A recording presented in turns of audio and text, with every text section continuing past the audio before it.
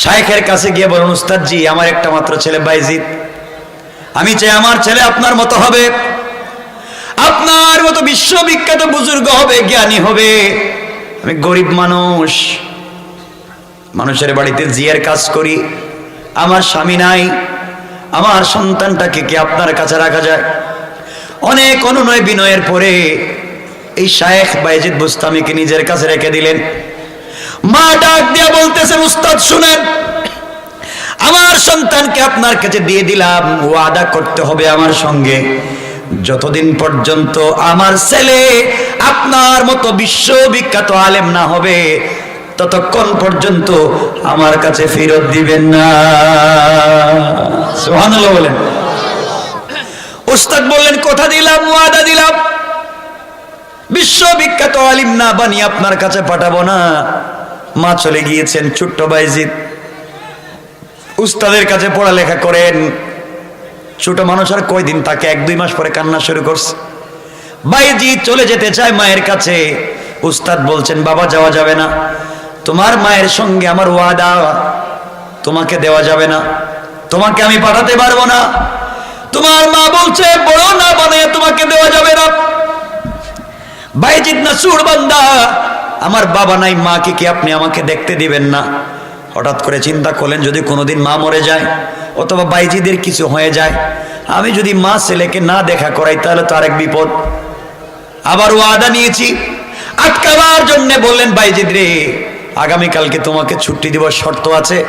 শর্ত হলো তুমি যদি কোরআনের 5 পারা একদিনে শোনাতে পারো, 5 পারা 5 পারা যদি একসাথে মুখস্থ শোনাতে পারো, এই দোয়াগুলো একসাথে মুখস্থ শোনাতে পারো, তোমাকে ছুটি দেওয়া হবে, নচেত ছুটি দেওয়া হবে না। কথা বলে উস্তাদের কাছ থেকে বিদায় নিয়ে এসে বাইজিদ ছোট্ট মানুষ সেজদার মধ্যে পড়ে কান্না করে বলছে, আল্লাহ, গুনার জন্য তো কোথাও যেতে চাই না, মাকে দেখতে চাই। উস্তাদ আমাকে লম্বা সবক দিয়েছেন, 5 বার আমি কেমনে দিব? 100 পৃষ্ঠা আমি একদিনে কেমনে এতগুলা মুখস্থ করে উস্তাদকে শোনাবো? আমি কেমনে কোরআন এতগুলো শোনাবো? আল্লাহ, কোরআন তো তোমার, আমি কিচ্ছু জানি না, যেভাবে হোক তুমি আমার মায়ের সঙ্গে দেখা করাইয়া দাও। বাইজিদ কান্না করে করে কোরআন খুলে যখন পড়তে বসেছে, আমার বন্ধুগণ এক পৃষ্ঠা করে কোরআনের উল্টায়, আর কে যেন ডাইরেক্ট কোরআনটাকে তার ভিতরে ঢুকাইয়া দেয়। এভাবে করতে করতে 1-2 ঘন্টার ভিতরে 5 পারা শেষ করে আরো অধিক কিছু পড়ে মুখস্থ করে উস্তাদের কাছে গিয়ে বলছেন, হুজুর, আপনি যা বলছেন তার চাইতে বেশি মুখস্থ করছি, এখন আপনি পড়া শুনেন, আমাকে ছুটি দিয়ে দিন। উস্তাদ চিন্তা করে কি, যা 1 বছরে পারা যায় না, 1 বছরে যা সম্ভব না, কয়েক ঘন্টায় পারছে। পড়া শুনলে নির্ভুল ভাবে শোনাইয়া দিল। বুঝতে পারলেন বাইজিদ সাধারণ ছেলে না, অসাধারণ একটা ছেলে। তিনি বললেন, বাবারে, কেমনে বলো তো এগুলা মুখস্থ করলে? বাইজিদ বলতেছে, হুজুর, আপনি কি জানেন না, কোরআন তো আল্লাহর, আমিও আল্লাহ, আল্লাহর নাম নিয়ে শুধু পাতাটা উল্টাইছি, আর আল্লাহ তার ইচ্ছার মাধ্যমে হয়তো আমার ভিতরে ঢুকাইয়া দিয়েছে। ছুটি দিয়া দিলেন, যাও মায়ের সঙ্গে দেখা করে চলে আসো। বাইজিদ বুস্তামি চলে গেলেন। রাত্রবেলা মায়ের দরজায় গিয়ে নক করেছেন, মা দরজা খোলেন। কে তুমি? আমি বাইজিদ। না, তুমি বাইজিদ না, দরজা খুলে দেওয়া যাবে না, আমার বাইজিদ তো আসার কথা না। আমি হুজুরকে বলে আসছি, আমার বাইজিদকে যেদিন হুজুরের মতো বড় আলেম বানাবে ওই দিন পাঠাবে। তুমি আমার বাইজিদ না, দরজা খুলে দেওয়া যাবে না। কেমন মা, কেমন মা, চিন্তা করেন। অনেক ডাকাডাকির পরে মা যখন দরজা খুলে দেয় নাই, বাইজিদ চোখের পানি ছেড়ে চলে গেলেন হুজুরের কাছে। আর ডেকে বললেন, হুজুর, আমি আর জীবনে বাড়িতে যাব না, মা ওয়াদা দিয়েছে দরজা খুলবে না, আপনার মতো না হওয়া পর্যন্ত বাড়িতে জায়গা দিবে না, আমিও আমার মায়ের স্বপ্ন পূরণ না করে বাড়িতে যাব না। মতন মা যদি হয়ে যায়, বাইজিদের মায়ের মতো হয়ে গেলে বাইজির জন্ম নিবে। আব্দুল কাদের জিলানীর মতো মা হয়ে গেলে আব্দুল কাদের জিলানী জন্ম নিবে। শাহজালাল শাহপরানের মায়ের মতো মা হয়ে গেলে শাহজালাল জন্ম নিবে। খাদিজার মতো মা হলে ফাতেমা জন্ম নিবে। ফাতেমার মতো মা হলে হাসান হোসেন জন্ম নিবে। কথা বলেন না কেন? আমার বন্ধুগণ, দীর্ঘদিন চলে গেল, একেবারে 16 বছর, 18, 20, 21 বছর হয়ে গেছে বাইজিদ বুস্তামির বয়স।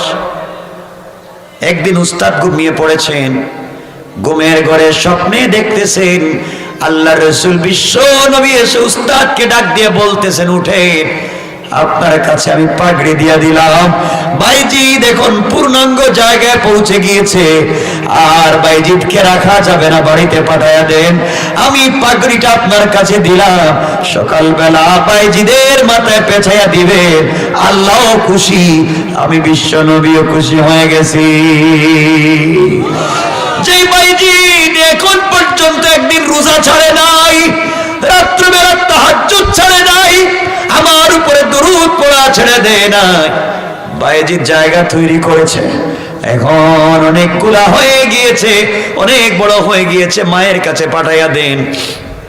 ঘুম থেকে উঠে গেলেন, উস্তাদ উঠে বাইজিদকে জড়াইয়া কপালে চুম্বন করলেন, আর বললেন, বাবারে আমার কাছে থাকবা না, তোমাকে আমি পাগড়ি পরাইয়া দিলাম, বেলায়াত তোমাকে দিয়ে দিলাম, যেটা বিশ্ব নবী আমাকে দিয়েছেন, আমি তোমাকে দিয়ে দিলাম, চলে যাও মায়ের কাছে।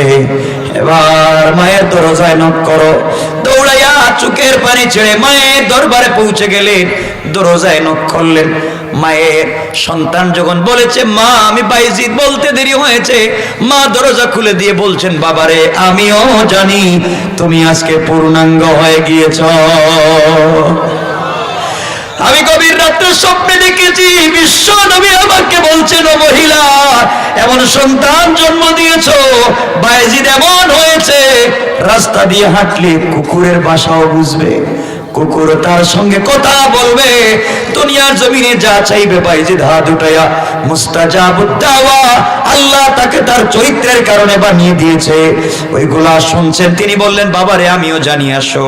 এই বলে সন্তানকে বুকের সঙ্গে জড়াইয়া কপালে চুম্বন করে বলছেন, আল্লাহ তাআলা এতদিন পড়ালেখা করে আমার সন্তান যতটুকুন বড় হয়েছে, তুমি পর্যন্ত পৌঁছতে আর যতটুকুন গ্যাপ আছে, আমি মা আমার সন্তানকে দোয়া করে দিলাম, আল্লাহ তাআলা তুমি আমার সন্তানকে আরো বড় বানাইয়া দাও।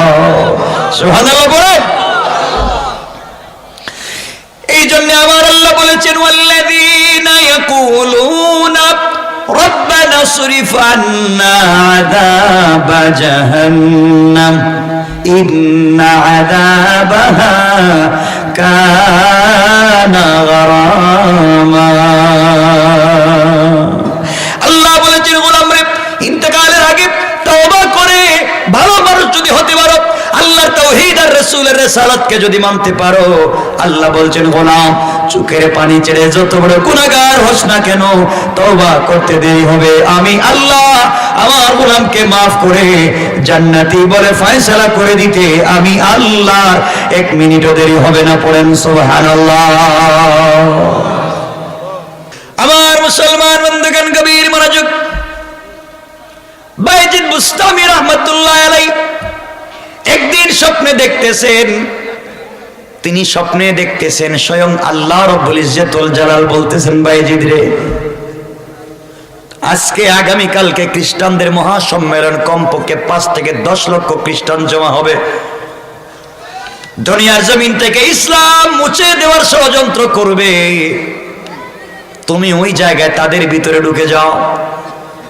স্বপ্নে বাইজিদ বুস্তামি বলতেছেন, আল্লাহ তাআলা আমি ওখানে কেমনে ঢুকবো, আমার তো দাড়ি, আমার তো পাঞ্জাবি পাগড়ি, এই লেবাস নিয়ে তো ওখানে ঢুকলে আমার শরীর থেকে মাথা আলাদা করে দেবে।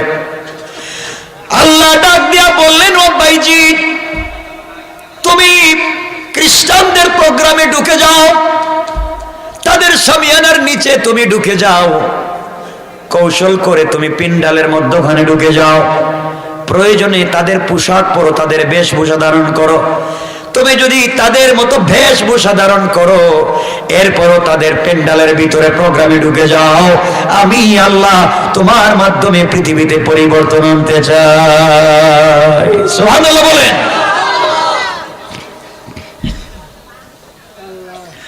আমার বন্ধুগণ, পরের দিন সকালবেলা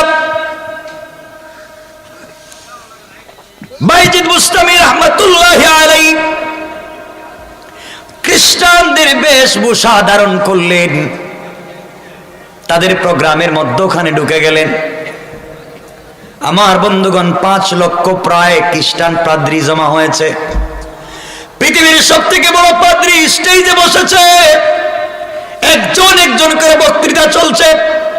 সবার পরে খ্রিস্টানদের বড় পাদ্রী যখন বসেছে কথা বলবার জন্যে, বসার পরেই তার চেয়ার কাঁপতে শুরু করেছে, হেলাধুলা শুরু করেছে। খ্রিস্টান পাদ্রী কথা বন্ধ করে বসে আছে। লক্ষ লক্ষ খ্রিস্টানেরা বলতেছে, পাদ্রী আমাদের পুপ, আমাদের শিক্ষক, আমাদের স্যার, আমাদের উস্তাদ, আমাদের পীর, আপনি কেন কথা বলতেছেন না? এই পৃথিবীতে আপনার চাইতে বড় পাদ্রী আর কেউ নাই। খ্রিস্টান পাদ্রী বলতেছে, ও খ্রিস্টানেরা, আমি কথা বলতে চাই, কিন্তু কথা মুখ দিয়ে বের হচ্ছে না। এই লক্ষ লক্ষ খ্রিস্টানদের ভিতরে একটা মুহাম্মদী ঢুকে গিয়েছে, মুহাম্মদের উম্মত ঢুকে গিয়েছে, আর ওর পাওয়ারের কারণে আমার জবান বন্ধ হয়ে গিয়েছে। আল্লাহু আকবার। লক্ষ লক্ষ খ্রিস্টান দাঁড়িয়ে গিয়েছে আর বলছে, প্রভু আপনি বলেন কে সে? আমরা চিনতে পারতেছি না কে। কোরআনওয়ালা কালিমাওয়ালা কে আছে? আপনি বলেন তার শরীর থেকে মাথা আলাদা করে দেই। খ্রিস্টান পাদ্রী বলতেছে, না না, ঢুকে যেতেই পারে, কিন্তু আসলেই যে হত্যা করতে হবে, শরীর থেকে মাথা আলাদা করতে হবে তা না। আমি তাকে কিছু প্রশ্ন করব, সে যদি উত্তর দিতে পারে তাহলে তো ঠিক আছে, উত্তর যদি দিতে না পারে তাহলে শরীর থেকে মাথা আলাদা করে দেব।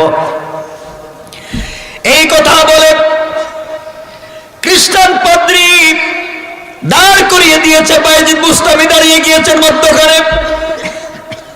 খ্রিস্টান পাদ্রী বলতেছে, তোমার নাম কি? তিনি বলছেন, আমার নাম বাইজিদ। তুমি এখানে কেন আসছো? এমনি আসছি। তুমি জানো আমাদের ভিতরে ঢুকেছো, তোমাকে হত্যা করা হবে, শরীর থেকে মাথা আলাদা করা হবে। বাঁচতে যদি চাও, আমি তোমাকে কিছু প্রশ্ন করতে চাই, উত্তর যদি দিতে পারো তোমাকে ছেড়ে দেওয়া হবে, উত্তর না দিলে ষড়যন্ত্রকারী হিসাবে তোমাকে হত্যা করা হবে। বাইজিদ বুস্তামি বললেন, প্রশ্ন করতে পারেন, আপত্তি নাই। খ্রিস্টান পাদ্রী দাঁড়িয়েছে, একটা একটা করে 65টা প্রশ্ন করেছে। কয়টা প্রশ্ন? 65টা প্রশ্ন করেছে।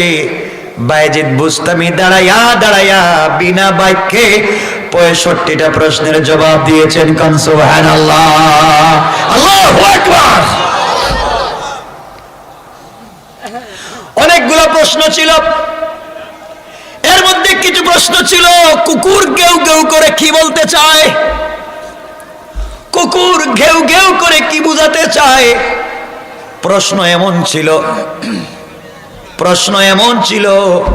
এমন এক বলেন যে 1-এর 2 নাই, এমন 2 বলেন যে 2-এর 3 নাই, এমন একটা 3 বলেন সংখ্যা যেই 3-এর 4 নাই, এমন একটা 4 বলেন যেই 4-এর 5 নাই, এমন একটা 5 বলেন যেই 5-এর 6 নাই। এভাবে 65টা প্রশ্ন করা হয়েছে। দাঁড়িয়ে দাঁড়িয়ে কোনো অঘটন ছাড়া বিনা বাক্যে নির্দ্বিধায় সবগুলা প্রশ্নের জবাব দিয়েছেন। কান সুবহানাল্লাহ। খ্রিস্টান পাদ্রী আর প্রশ্ন খুঁজে পাচ্ছে না। বাইজিদ বুস্তামি বলছেন, পাদ্রী বলো, আমি কি সবগুলো প্রশ্নের উত্তর দিতে পেরেছি? খ্রিস্টান পাদ্রী বলতেছে, সাদাক্তা, তুমি সবগুলা প্রশ্নের সত্যিকার উত্তর দিয়েছো, তুমি ঠিক মতো উত্তর দিতে পেরেছো। বাইজিদ বুস্তামি বলছেন, খ্রিস্টান পাদ্রী শোনো, আমি তোমার 65টা প্রশ্নের উত্তর দিয়েছি, তোমাকে আমি ছোট্ট একটা প্রশ্ন করতে চাই, তুমি কি আমার প্রশ্নের উত্তর দিবে? খ্রিস্টানরা দাঁড়িয়ে বলছে, কেন দিবে না? তুমি আমাদেরকে কেন ছোট করো? বিশ্ববিখ্যাত পাদ্রী, সবার বড় পাদ্রী, লক্ষ লক্ষ খ্রিস্টানদের সামনে তুমি আমাদের পাদ্রীকে ছোট করো না। একটা প্রশ্ন করো, আমাদের পাদ্রী উত্তর দিবে।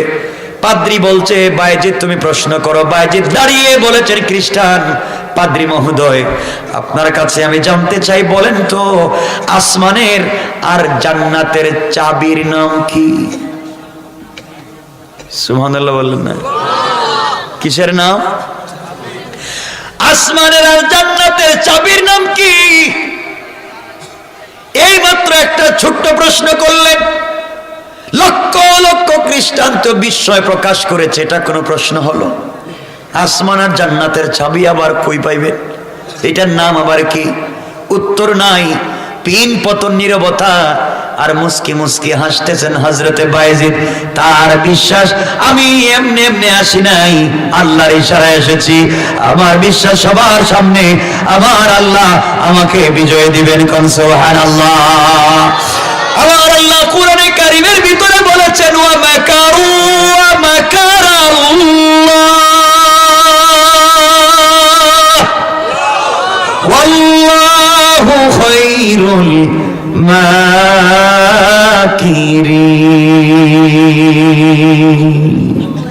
আমার আল্লাহ বলেছেন, কাফির বেঈমানেরা যত কৌশল করুক না কেন, সবগুলা কৌশল আমি আল্লাহর কাছে দুর্বল, আমার কৌশল আরো বড়। আমি জানি না মওলায়ে কারীম হয়তো এখানে কোনো কৌশল করতেছেন, কেউ কোনো উত্তর দেয় না। পাদ্রীও বসে রয়েছে, মাথা নিচের দিকে করে বসে রয়েছে। বায়েজিদ বুস্তামি বলছে, আপনি উত্তর দেন। পণ্ডিত তো আর মাথা উঠায় না। লক্ষ লক্ষ খ্রিস্টান দাঁড়িয়ে বলছে, আমাদের পুপ, আমাদের বড় পীর, ও বড় পীর পুপ পাদ্রী, আপনি উত্তর দেয়াই লাগবে। এই বাচ্চাটা 65টা প্রশ্নের উত্তর দিয়েছে বিনা বাক্যে। আপনাকে একটা প্রশ্ন করেছে, আপনি আমাদেরকে ছোট করবেন না, উত্তর দেওয়া লাগবে। খ্রিস্টানদের বড় পুপ বলছে, ও খ্রিস্টানেরা, আমি উত্তর জানি কিন্তু বলবো না। কেন বলবেন না? এই জন্য বলতে চাইবো না, আমি যদি বলি তোমরা আমাকে মারবে, ফেলবে, এই জন্য বলতে চাই না। তোমরা আমার কথা রাখবে না। সকল খ্রিস্টানেরা দাঁড়াইয়া এক বাক্যে জবাব দিল। খ্রিস্টান পাদ্রী, কথা দিলাম আপনি যা বলবেন তা মানবো আজকের দিনে। এই ছেলে কি এমন প্রশ্ন করেছে, আর আপনি ওই ছেলেকে কি প্রশ্ন করলেন, সব উত্তর দিল। আপনাকে একটা প্রশ্ন করেছে, উত্তর দিয়ে দিন, আর আপনি যা বলবেন আমরা মানবো। খ্রিস্টান পাদ্রী দাঁড়ায় গিয়েছে, আর ডেকে ডেকে বলছে, লক্ষ লক্ষ খ্রিস্টান পাদ্রী শোনো, এই যুবক যে প্রশ্ন করেছে, আসমানের আর জান্নাতের চাবির নাম কি? আসমানের আর জান্নাতের চাবির নাম হলো লা ইলাহা ইল্লাল্লাহু মুহাম্মাদুর রাসূলুল্লাহ সাল্লাল্লাহু আলাইহি ওয়াসাল্লাম। আসমান আর জান্নাতের চাবি হলো আল্লাহর উপরে ঈমান আনা, রাসূলের রিসালাতকে মেনে নেওয়া। যারাই মেনে নেবে তারাই জান্নাতের চাবি পাবে। আমি বিশ্বাস করতে চাই, মানতে চাই, তোমাদের ভয়ে মানতে চাই না। এক বাক্যে একসাথে 5 লক্ষ খ্রিস্টান দাঁড়াইয়া দাঁড়াইয়া সাথে সাথে বায়েজিদ বুস্তামির হাতে হাত রেখে কালিমা পড়ে মুসলমান হয়ে যায়। আল্লাহু আকবার বলেন। এই বায়েজিদ এমনি এমনি বায়েজিদ হয় নাই। বায়েজিদ বুস্তামি দুনিয়ায় জন্ম নেওয়ার পরে নিজের বাবা ইন্তেকাল করেছেন।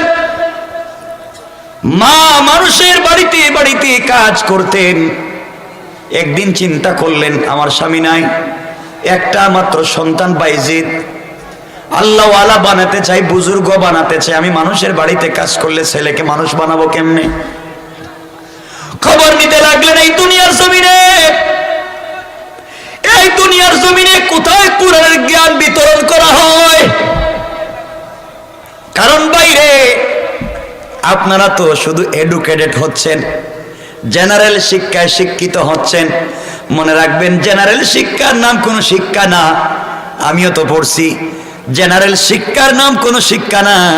যারা জেনারেল পড়ো, জেনারেল লাইনে, বলো তো জেনারেল শব্দের বাংলা অর্থ কি? মানে কি? সাধারণ। তো জেনারেল শিক্ষা মানে কি? সাধারণ শিক্ষা। এটা কোনো শিক্ষা হইল? সাধারণ শিক্ষা। আর যারা কোরআনের শিক্ষায় শিক্ষিত হয় তারা জেনারেল হয় না রে, তারা তো অসাধারণ শিক্ষা নেয়। কোন ঠিক কিনা?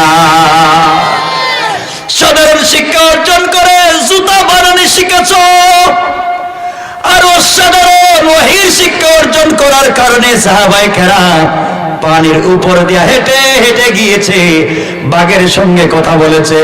অসাধারণ এমন জ্ঞান ছিল সাহাবায়ে কেরামের কাছে, যারা একবার আওয়াজ দিয়ে কথা বললে হাজার হাজার মাইল দূরে, তার ছাড়া, রকেট ছাড়া, কোনো সিস্টেম ছাড়া, ইলেকট্রনিক্স ছাড়াও আল্লাহ ওমরের কথাগুলোকে হাজার হাজার মাইল দূরে সারিয়ার কানে পৌঁছায় দেয়। কোন ঠিক কিনা? তাদের কাছে তো সাধারণ জ্ঞান ছিল। মদিনার মাটিতে দাঁড়িয়ে বলছেন ভূমিকম্প হবে না, মাটি বন্ধ হয়ে গিয়েছে। নীল নদে চিঠি দিয়ে লেখছে পানি বন্ধ করবি না, পানি দিবে। বলতে দেরি হয়েছে, নদী পানি দিতে বাধ্য হয়েছে। এখন ঠিক কিনা? দুই সাইড জন ডক্টর, বাংলা পৃথিবীর সকল ডক্টরদের সিগনেচার নিয়ে একটা দরখাস্ত বুড়িগঙ্গা দেন, পদ্মা নদীতে পড়ান। বলে বাবা পদ্মা নদী তুমি আগামী বছর থেকে আর শরীয়তপুরের দিকে ভাঙ্গাভাঙ্গি কইরো না, বাদ দিয়ে দাও, বহুত ভাঙ্গাভাঙ্গি করছো। আমরা পৃথিবীর সব ডক্টররা সিগনেচার দিয়ে তোমার বললাম বন্ধ করে দাও। কথা কি শুনবো? কথা বলেন না কেন? শুনবে? কারণ কি শিক্ষা আছে? এটা কি শিক্ষা? সাধারণ শিক্ষা। পানি কইতেছে এই সাধারণ শিক্ষা নিয়ে আইছো, অসাধারণ শিক্ষা লাগবে। হযরত ওমরের কাছে ছিল অসাধারণ শিক্ষা। নীল নদের নামে চিঠি দিয়ে দিছে, এই নদী শোনো, পানি দিবা কি দিবা না কও। তুমি যদি তোমার ইচ্ছা মতো পানি দাও, দিতে থাকো, দরকার নাই। আর যদি আল্লাহর হুকুমে পানি দাও, আমি ওমর আল্লাহর গোলাম বলছি, পানি দাও। বলতে দেরি, নদী পানি দিতে দেরি নাই। সুবহানাল্লাহ। না আপনারা এখানে সকল দাঁড়াইলে আপনাদেরকে দেখে কি শয়তান দৌড় দিব? কথা বল না কেন? কারণ শয়তান কবে এদের ভিতরে সাধারণ জ্ঞান আছে, এটার কি আর কোনো জ্ঞান হইল নাকি তা?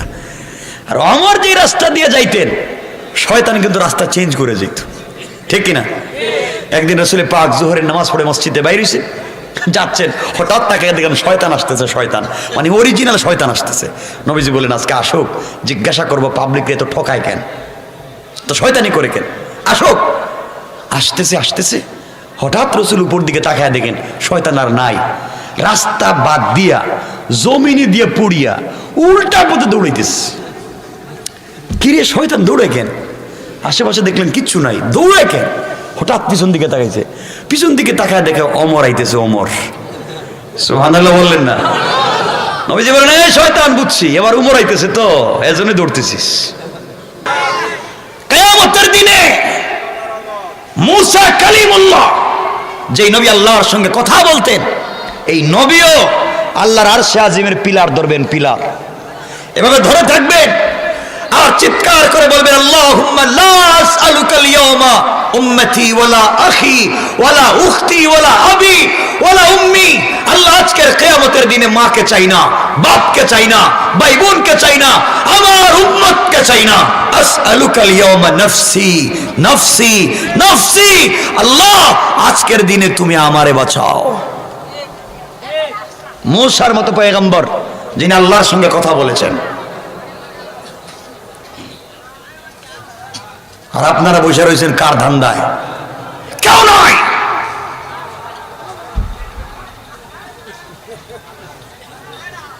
কেউ বসাবে না, শোনেন, এজন্য ধৈর্য ধরেন। আল্লাহ কি বলছেন দেখেন। এমন একদিন সামনে আসতেছে, আল্লাহ বলছেন আমার মুসলমান বন্ধুগণ গভীর মনোযোগ। আল্লাহ রাব্বুল ইজ্জত ওয়াল জালাল সূরা আল মারিজ 9 নম্বর আয়াত থেকে আল্লাহ রাব্বুল ইজ্জত ওয়াল জালাল বলেন, 8 নম্বর আয়াত থেকে আল্লাহ বললেন وَيَوْمَ تَكُونُ السَّمَاءُ كَالْمُهْلِ। আল্লাহ বললেন যেদিন আকাশ গলে যাবে, তামার মতো হয়ে যাবে। আকাশ হবে গলিত তামার মতো, আকাশ গলে যাবে, তামার মতো ফুটা ফুটা হয়ে পড়ে যাবে। এরপর আল্লাহ বলছেন ওয়াতাকুনুল জিবালু কালঈহিন। যেই দিন পর্বত সমূহ রঙিন পশমের মতো, সুতার মতো, কাপড়ের মতো উড়ে যাবে। যেই দিন পর্বতগুলা তুলার মতো, পশমের মতো উড়ে যাবে। ওই দিন কি হবে তোমাকে কেউ বাঁচাবে না। আল্লাহ বলছেন ওয়ালা ইয়াসআলু হামিমুন হামিমা। আল্লাহ রাব্বুল ইজ্জত ওয়াল জালাল জানাইয়া দিলেন ওই দিন বন্ধু বন্ধুর কোনো খবর নিবে না, বন্ধু বন্ধুর খবর নিবে না। ওয়ালা ইয়াসআলু হামিমুন হামিমা, বন্ধু পর্যন্ত বন্ধুর খবর নিবে না। যে বন্ধুর জন্য আপনি এত কষ্ট করেন ওই বন্ধু আপনার খবর নিবে না। কি মনে হয় নিবেনি? আমি বলতেছি, কথা বলেন। কে বলছেন? বলেন কে বলছেন? বন্ধু বন্ধুর খবর নিবে না, এটাই শেষ না। আল্লাহ রাব্বুল ইজ্জত ওয়াল জালাল বলছেন, এরপরে বলছেন ইউবাসসিরুনহুম ইয়াওয়াদ্দুল মুজরিমু লাউ ইফতাদি মিন আযাবি ইয়াউমিযিম বিবানি। আল্লাহ রাব্বুল ইজ্জত ওয়াল জালাল বলছেন ওই দিন এক বন্ধু আরেক বন্ধুকে দেখবে, যে বন্ধু বন্ধু ছাড়া বাঁচতে পারতো না, সব সময় বন্ধুর কথা চিন্তা করত, কোন কাজে তার পরামর্শ নিত, সকল সময় চলার সময় তার সঙ্গে চলতো। আল্লাহ বলছেন যদি জান্নাতি না হয় বন্ধু বন্ধুর খবর নেবে না, একজন আরেকজনকে দেখবে, তাকায়া দেখবে যে আমার বন্ধু, কিন্তু পরিচয় দিবে না। আল্লাহ বলছেন একজন আরেকজনকে দেখবে কিন্তু কেউ কারো পরিচয় দিবে না।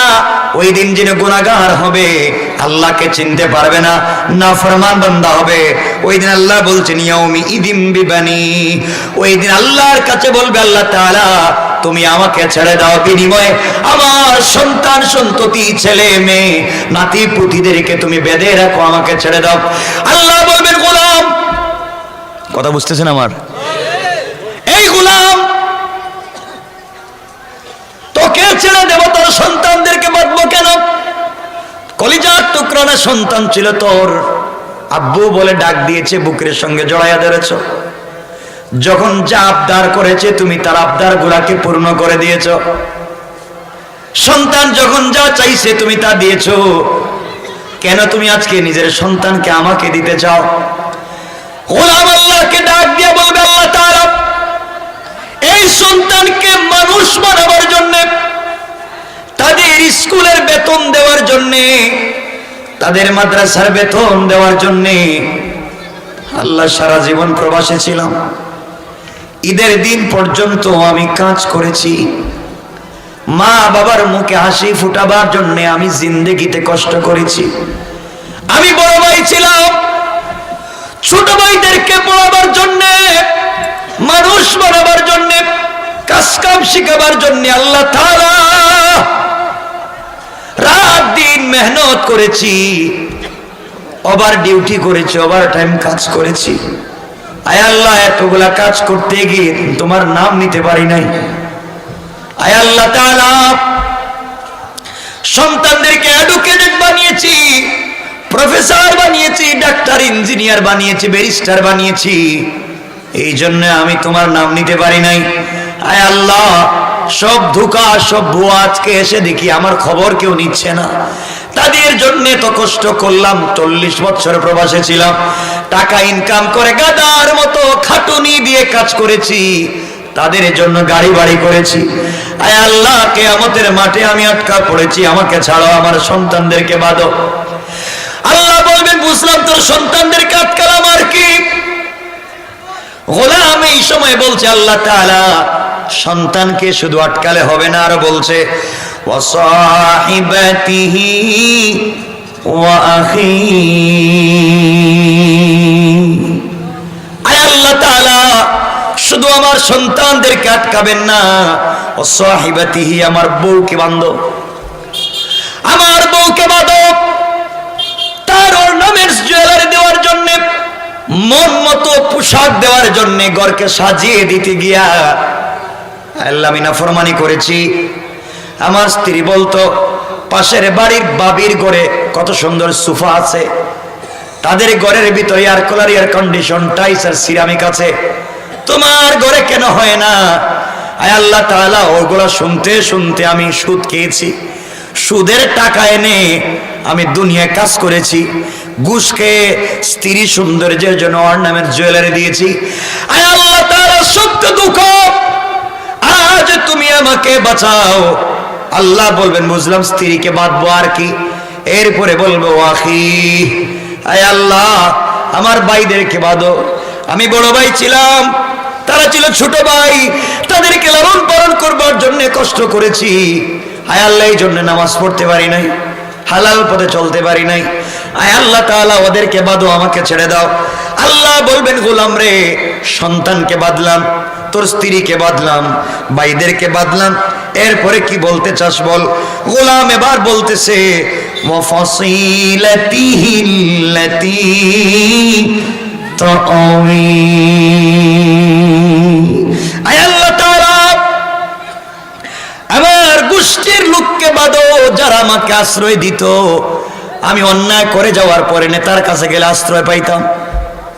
আয় আল্লাহ আমি 2 নম্বরই করার পরে আমার নেতার কাছে গেলে আমাকে আশ্রয় দিত। অনেক অন্যায় নাফরমানি করবার পরে আমার গোষ্ঠীর নেতাদের কাছে গেলে, লিডারদের কাছে গেলে আমাকে আশ্রয় দিত। আল্লাহ তাআলা ওদের আশ্রয় প্রশ্রয়ে আমি সুদে ব্যবসা করছি, ওদের আশ্রয় প্রশ্রয়ে আমি আবার ব্যবসা করছি, ওদের আশ্রয় প্রশ্রয়ে গরিবের জায়গা দখল করেছি, ওদের আশ্রয় প্রশ্রয়ে বিধবার বাড়ি দখল করেছি। আল্লাহ আমি একা খাই নাই, ওদেরকে ভাগ দিছি, ঠিক কিনা? আয় আল্লাহ তুমি আমাকে ছেড়ে দাও, যত বলতো আমি করেছি। আয় আল্লাহ তাআলা সব দুকা চুকে দেখতেছি, আমার টাকা দিয়ে বাড়ি বানিয়েছি, 2 তলা বাড়ি। আজ আমার বাড়িতে অন্য লোক থাকে, আমার বিছানায় আর একজন থাকে, আমার এয়ার কুলার এয়ার কন্ডিশন করা ঘরে আমি থাকি না। ওগো আল্লাহ তাআলা আমি যেই বিজনেস করে এসেছি, বিজনেসের চেয়ারে আর একজন বসে। আয় আল্লাহ তাআলা দুনিয়ায় যা করেছি সব রেখে এসেছি, খালি হাতে তোমার দরবারে এসেছি মুনিব। আল্লাহ তুমি আমার গোষ্ঠীর লোকগুলাকে বাঁধো। আল্লাহ বলবেন তোর সন্তানদেরকে বাঁধলাম, স্ত্রীকে বাঁধলাম, ভাই বোনদেরকে বাঁধলাম, তোর গোষ্ঠীর লোকদেরকে বাঁধলাম, আর কি বল। গোলাম এবার বলবে ওয়ামান ফিল আরদি জামিআন সুম্মা ইউনজি।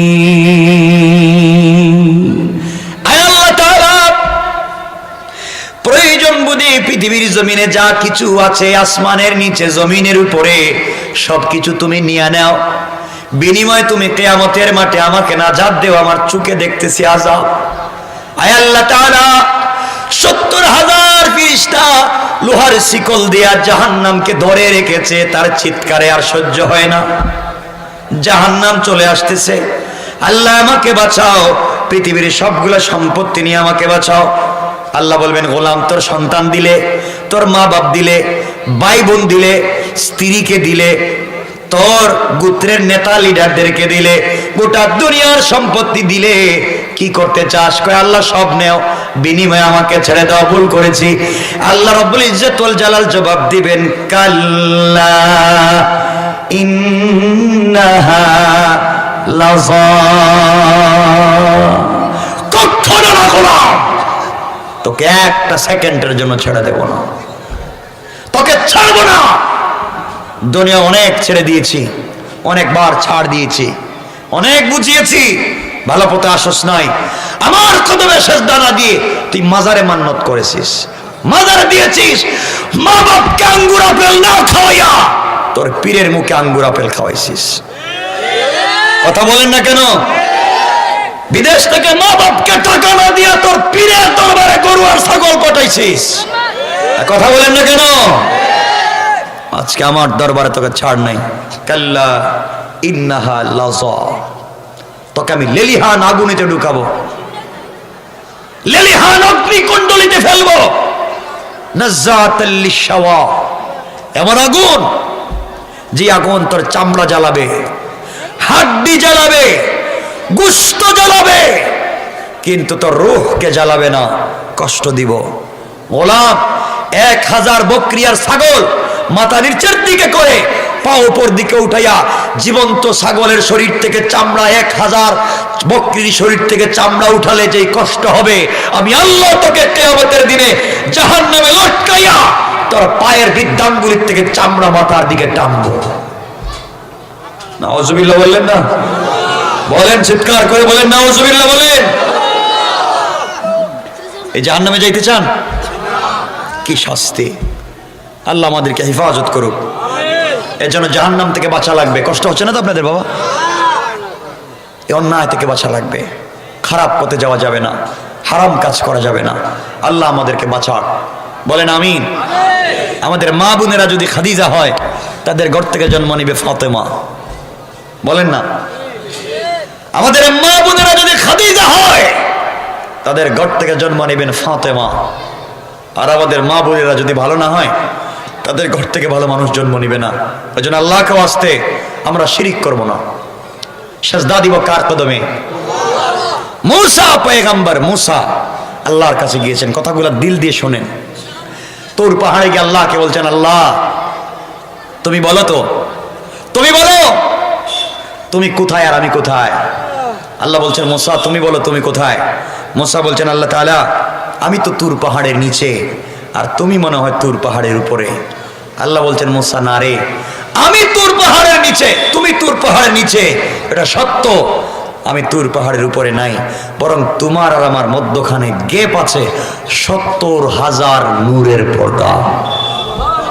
মূসা আল্লাহকে বলছেন, আল্লাহ তাআলা তাহলে কোনোদিন কি আপনি কারোর সঙ্গে সরাসরি কথা বলবেন না? আল্লাহ বলছেন, ও মূসা, কিয়ামতের আগে আমার শেষ নবীর কিছু গুনাহগার উম্মত আসবে। এরা যদি সিজদায় গিয়া যত বড় গুনাহগার হোক, সিজদায় গিয়া যখন সুবহান রাব্বিয়াল আলা বলে আমি আল্লাহকে ডাক দিবে, তখন আমি আল্লাহর আরশে আজিমে থাকি না, সরাসরি তাদের নামাজের জায়গায় হাজির হয়ে যায়। এই রবের কথা বলছে। এজন্যে আল্লাহ পাক বলেছেন ৩ নাম্বার গুণ, রুকু সিজদা কার পায়ে? আল্লাহর পায়ে। ৪ নাম্বার গুণ আবার আল্লাহ বললেন, ওয়াল্লাযীনা ইয়াকুলুনা রাব্বানা ইসরিফ আন্না আযাব জাহান্নাম ইন্না আযাবাহা কানা গরামা। আল্লাহ রাব্বুল ইজ্জত ওয়াল জালাল বললেন, এই দুনিয়ার জমিনে যারা আমি আল্লাহর গোলাম দাবি করবে, আশিক রাসূল দাবি করবে, আমি আল্লাহর গোলামের ৪ নাম্বার গুণ হলো সাকারাত শুরু হয়ে যাওয়ার আগে, গারগারা শুরু হয়ে যাওয়ার আগে, কবরে চলে যাওয়ার আগে, মালাকুল মউত পৌঁছে যাওয়ার আগে, আমার কোন গোলাম যখন জিন্দেগির গুনার জন্য আমি আল্লাহর দরবারে হাত উঠে তওবা করবে, আমার গোলাম যত বড় অপরাধী হোক না কেন, আসমান জমিন যদি তার গুনাহে পড়ে যায়, আটলান্টিক মহাসাগর পরিমাণ যদি তার গুনাহ হয়, আমি আল্লাহ কথা দিলাম যে গোলাম আমার দেওয়া কপাল আমার কুদরতের পায়ে লাগায়া, আমার দেওয়া চোখ থেকে পানি ছেড়ে দিয়া, আমার দেওয়া জবান দিয়ে আমাকে আল্লাহ বলে ডাক দিবে, কথা দিলাম আমার গোলাম আমার কাছে ক্ষমা চাইতে দেরি হবে, আমি আল্লাহ তার জিন্দেগির গুনাহগুলোকে মাফ করে দিতে 1 মিনিটও দেরি হবে না। কোন সুবহানাল্লাহ, আল্লাহু আকবার বলেন। কথাগুলো দিল দিয়ে বুঝবেন, শুধু বুঝাবার জন্য বলছি। তাহলে আল্লাহর গোলামের 1 নাম্বার গুণ অহংকার করা যাবে, 2 নাম্বার গুণ গালি দেওয়া যাবে, বলেন না গালি দেওয়া যাবে, 3 নাম্বার গুণ রুকু সিজদা কার পায়ে? সবাই বলেন কার পায়ে? 4 নাম্বার গুণ তওবা করব কার কাছে? আল্লাহর কাছে। আল্লাহ বলছেন এই 4 গুণ যারা অর্জন করবে তারা আমার আরশে আজিমের ছায়ায় থাকবে। কিয়ামতের দিনে যখন আরশে আজিমের ছায়া ছাড়া কোনো ছায়া থাকবে না, ওই দিন আমি আল্লাহ তাদেরকে আমার আরশের ছায়ায় জায়গা দিব, আর বিনা হিসাবে জান্নাত দিয়ে দিব। সুবহানাল্লাহ পড়ে।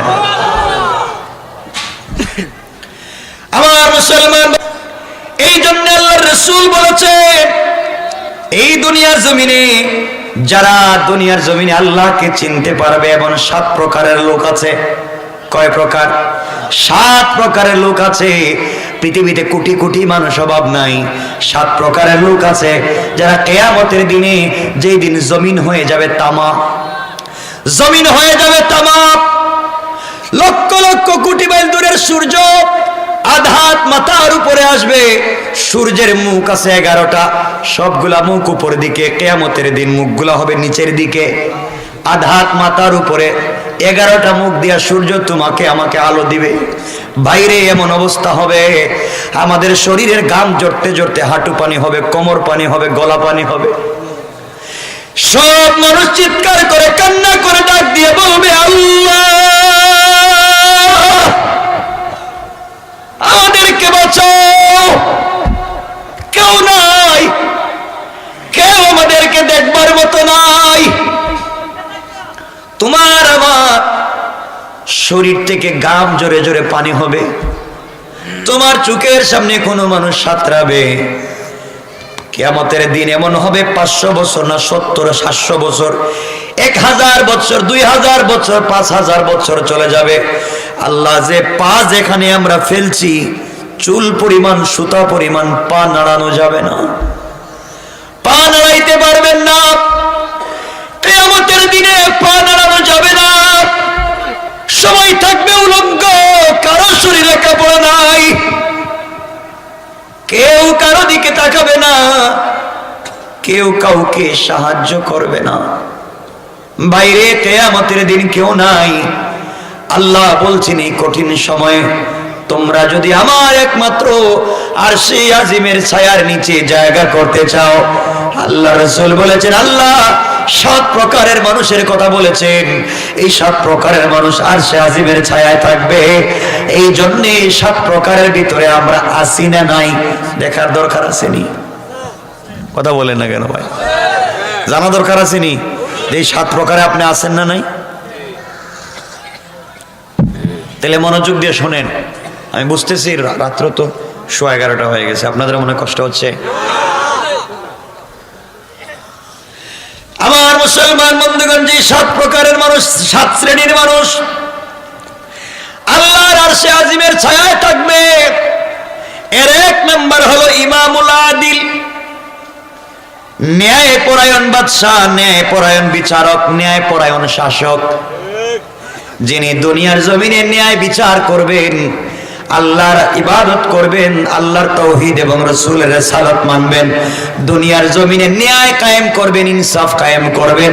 আল্লাহ বলছেন বিচার ছাড়া কিয়ামতের দিনে আমার আরশে আজিমের ছায়ায় জায়গা দিলাম। কোন সুবহানাল্লাহ।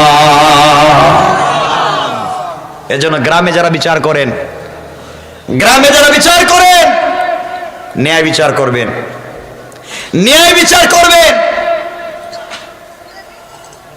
মনে রাখবেন আমার বন্ধুগণ, কিয়ামতের দিনে ন্যায় বিচার না করলে খবর আছে।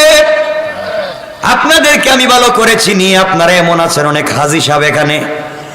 কিয়ামতের দিন হাজী সাহেব কি জবাব দিবেন আপনারা?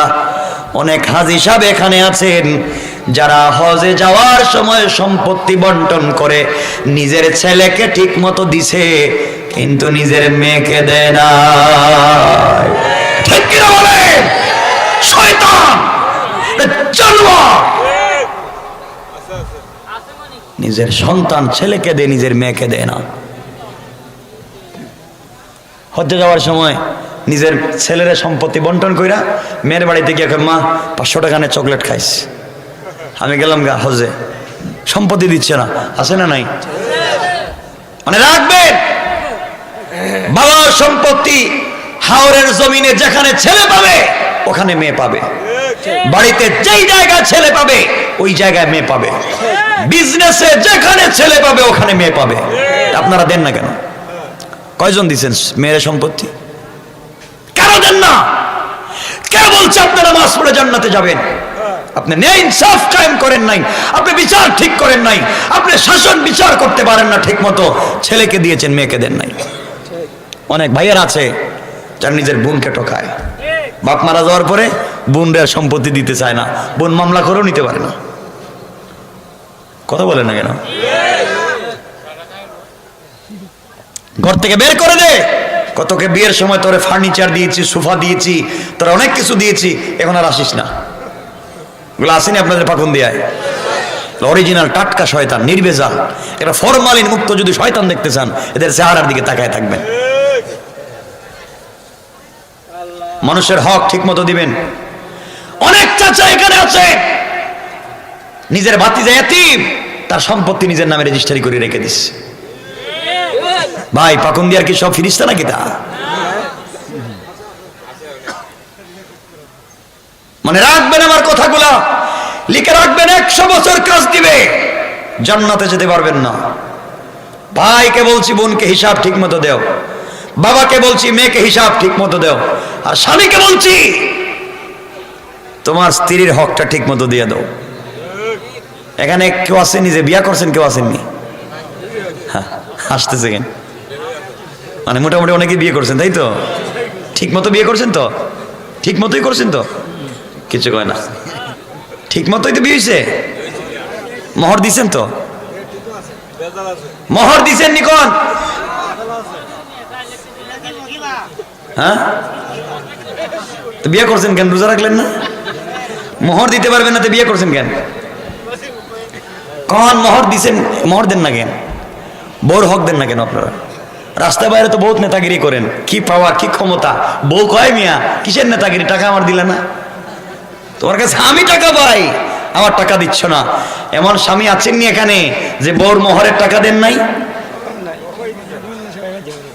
কিছু কয় না কেন এরা? বুঝতে পারলাম না। এই জমিন কি আগে গুরুস্থান ছিল নাকি? তা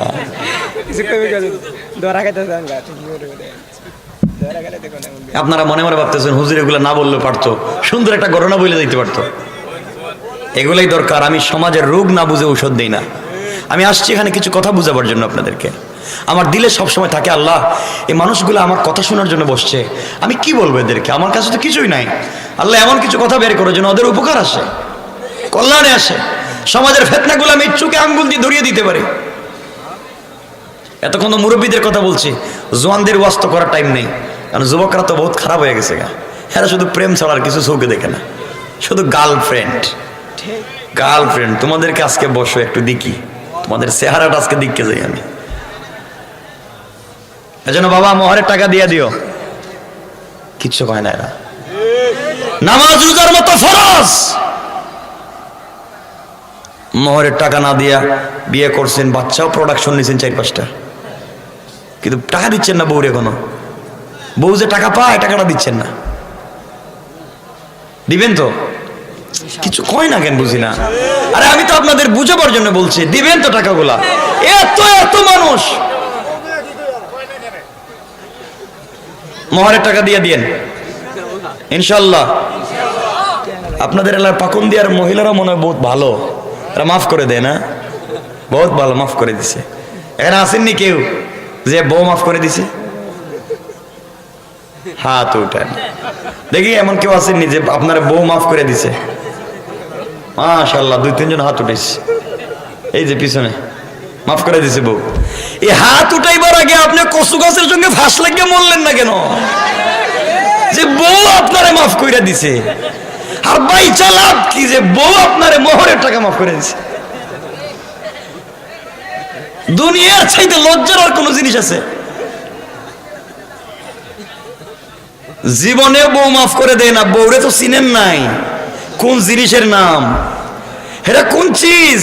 মাফ যে করছে, কালকে তালাক দিয়ে দেখেন, মোহর দেওয়া লাগেনি। কথা কোন দেখেন, লাভে আসলে আদায় করে ছাড়বো, দরকার হইলে নারী নির্যাতন মামলা দিব, যৌতুকের মামলা দিব, তাও তোমার টাকা আদায় করে ছাড়বো। ঠিক কিনা বলেন? টাকাগুলা দিয়ে দিও। এটা জরুরি ফরজ জিনিস। আল্লাহ কবুল করুক। মুরব্বীরা হাসতেছে, ও বাবা সিরিয়াল তো চলে গেছে গা, এখন আর মোহরের টাকা কেমনে দিব? দিয়া দিয়েন। শুনেন, কথাগুলো বুঝেন। তাহলে আরশে আজিমের ছায়ায় যারা থাকবে, এদের একদল হলো ইমামুল আদিল, যারা ইনসাফগার বাদশাহ, ইনসাফগার শাসক, তারা আল্লাহর আরশে আজিমের ছায়ায় থাকবে। এখন আপনারা যারা আছে, আপনারা ঠিক মতো ইনসাফ করতে পারছেন কিনা দেখেন। নিজের সন্তানের হক আদায় করছেন কিনা, নিজের স্ত্রীর হক আদায় করছেন কিনা, মা বাবার হক আদায় করছেন কিনা, প্রতিবেশীর হক আদায় করছেন কিনা, সমাজের হক আদায় করছেন কিনা, নিজের বডির হক আপনি আদায় করছেন কিনা? জবাব দেওয়া লাগবে, কারণ কিয়ামতের দিন আল্লাহ জবান বন্ধ করে দিবেন। জবানকে বলবেন বন্ধ, কথা বলা যাবে না। হাত কথা বলবে, পা কথা বলবে, সব বলে দিব। ঠিক কিনা বলেন?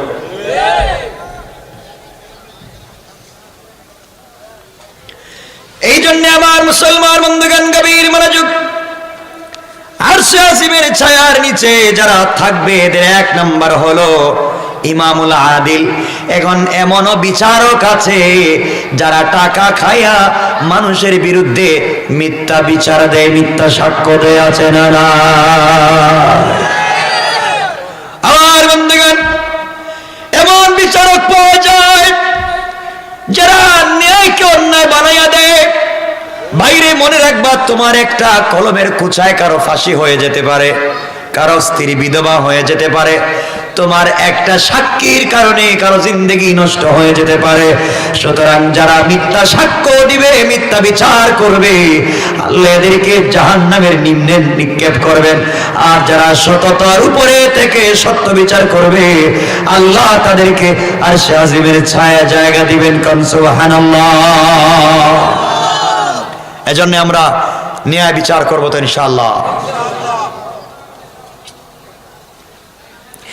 2 নম্বর, আল্লাহ রাব্বুল ইজ্জত ওয়াল জালালের পয়গম্বর বলছেন, ও শাবুন নাশাবি ফি ইবাদাতিল্লাহ, ওই যুবক যেই যুবকের যৌবন ইবাদতে কাটাইয়া দিয়েছে, যেই যুবক তার যৌবন কালকে ইবাদতে কাটাইয়া দিয়েছে, যেই যুবক জিনা করবার সুযোগ থাকবার পরও জিনা করে নাই, মদ পান করার সুযোগ থাকবার পরে মদ পান করে নাই, চুরি করবার সুযোগ থাকবার পরেও চুরি করে নাই, একটা যুবতী স্মার্ট এক্সট্রাঅর্ডিনারি করা ডিজাইন বিউটিফুল একটা মেয়ে তাকে জিনার দিকে আহ্বান করেছে, সুযোগ থাকবার পরেও যায় নাই, বলেছে ইন্নী আখাফুল্লাহ,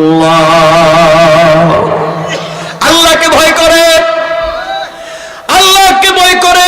যেই যুবক নিজের যৌবন কালকে ইবাদতে কাটাইয়া দিয়েছে, জিনা ব্যভিচার থেকে নিজেকে বাঁচাইয়া রেখেছে, অন্যায় পথে যায় নাই, আল্লাহর রাসূল বলেছেন কিয়ামতের দিন ওই যুবককে আল্লাহ আরশে আজিমের ছায়ায় জায়গা দিবেন। কোন সুবহানাল্লাহ।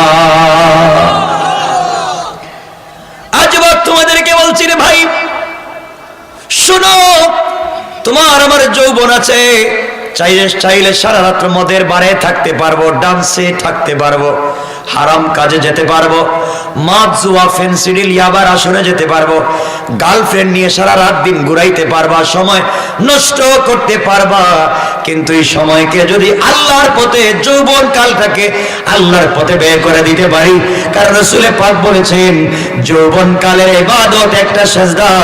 যদি একটা ছেলে, একটা নওজোয়ানি বয়সে একটা সিজদা আল্লাহর কদমে দেয়, বুড়া বয়সে 100 বছর ইবাদত করলে যেই সওয়াব আল্লাহ ওই সওয়াব দিয়ে দিবে।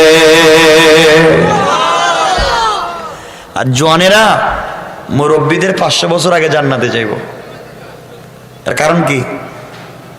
যেই জওয়ানিকে কাজে লাগাইছে, এর অর্থ মুরব্বী যারা আছেন আপনারাও কিন্তু জওয়ানি শেষ করে বুড়ো হইছেন না। আপনারা যদি আপনাদের জওয়ান কালকে ভালো কাজে লাগাইতে পারেন তাহলে আপনারা ভালো করছেন। কিন্তু অনেক মুরব্বী আছে আর ছোট ছোট বাচ্চারা মসজিদে নামাজে যায়, মসজিদ থেকে মুরব্বীরা বাইর করে দেয়, কায় চলে যাও। এগুলা কি পাখন দিয়ে আসে নাকি? তা বাচ্চারা মসজিদে গেলে ধাক্কা, জুমাবারে গেছে নামাজে গেছে, হ্যাঁ বাচ্চা যাও, দেননি আপনার বাইর করে? দেয়নি? কেন দেয়? কিছু কয় না কেন? কি করে? তো দুষ্টামি করলে বাচ্চাকে যে মসজিদ থেকে বের করে দিতে হবে, এটা হাদিসের কোন জায়গায় আছে? কোরআনের কোন জায়গায় আছে? তাহলে বাইর করেন কেন? কেন বের করেন? এই বাচ্চা 7, 8, 10 বছর বয়সে মসজিদে গিয়েছে নামাজ পড়তে, আর আপনি তো এই বয়সে, আপনি যখন 7, 8 বয়সের ছিলেন তখন তো আপনি শুধু গিয়েছেন যাত্রা গানে আর সিনেমা হলে, ঠিক না বলেন? আপনি এই বয়সে কই ছিলেন? আজকে বাচ্চা কম বয়সে মসজিদে যাচ্ছে, আপনি বের করে দিচ্ছেন। এজন্য মসজিদ থেকে বাচ্চাদেরকে বের করে দিবেন না। ওরা মসজিদে যাবে, দুষ্টামি করবে, মারামারি করবে, দৌড়াদৌড়ি করবে, চিল্লাচিল্লি করবে, প্রয়োজনে মুসল্লির লুঙ্গি ধরে টানবে, ইমাম সাহেবের পায়জামা ধরে টান দিবে। আপনাদের অসুবিধা আছে? কিছু কয় না? আছে?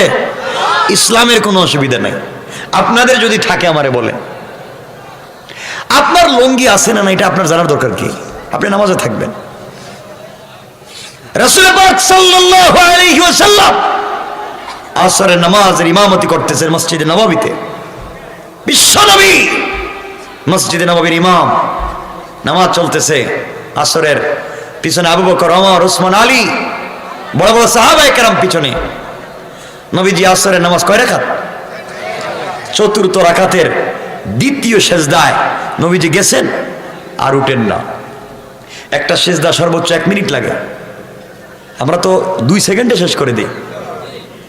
ধরবে 1 মিনিট, 2 মিনিট, 5 মিনিট, আধা ঘন্টা হয়ে গেছে। রসুল 4 নম্বর রাকাতের দ্বিতীয় সেজদার থেকে আর উঠেন না। আবু বকর চিন্তা করছেন রসুল আছেন না নাই। তিনি চিন্তা করছেন আমি মাথাটা উঠাই বলতাম ইয়া রাসূলুল্লাহ আপনার সমস্যা হয়েছে। আলী বলতেছেন আমার মন বলতেছে রসুলের পায়ে একটা চিমটি দিই, উঠেন না কেন? রসুল আধা ঘন্টা পরে সেজদার থেকে উঠলেন। নামাজ শেষ হলো, সালাম ফিরালেন। সাহাবায়ে কেরাম জিজ্ঞাসা করছেন ইয়া রাসূলুল্লাহ আপনি বলে আপনি এই 4 নম্বর রাকাতের দ্বিতীয় সেজদা এত লম্বা করছেন কেন? জিব্রাইল কি আসছে? আমরা কি আজকের থেকে 4 নম্বর রাকাতের সেজদা লম্বা করব?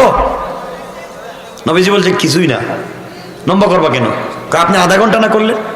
নবীজি বলছেন ও সাহাবীরা শোনো, আমি যখন আসরের সালাতের দ্বিতীয় সেজদায়, তখন আমার নাতি পিচ্চি হযরত হাসান আমার কাঁধের উপরে উইটা আমার বাবরি চুলের মাথায় ধরছে, আর আমার পিঠে 2 দিকে 2 পাও দিয়া হে গোড়া খেলায়।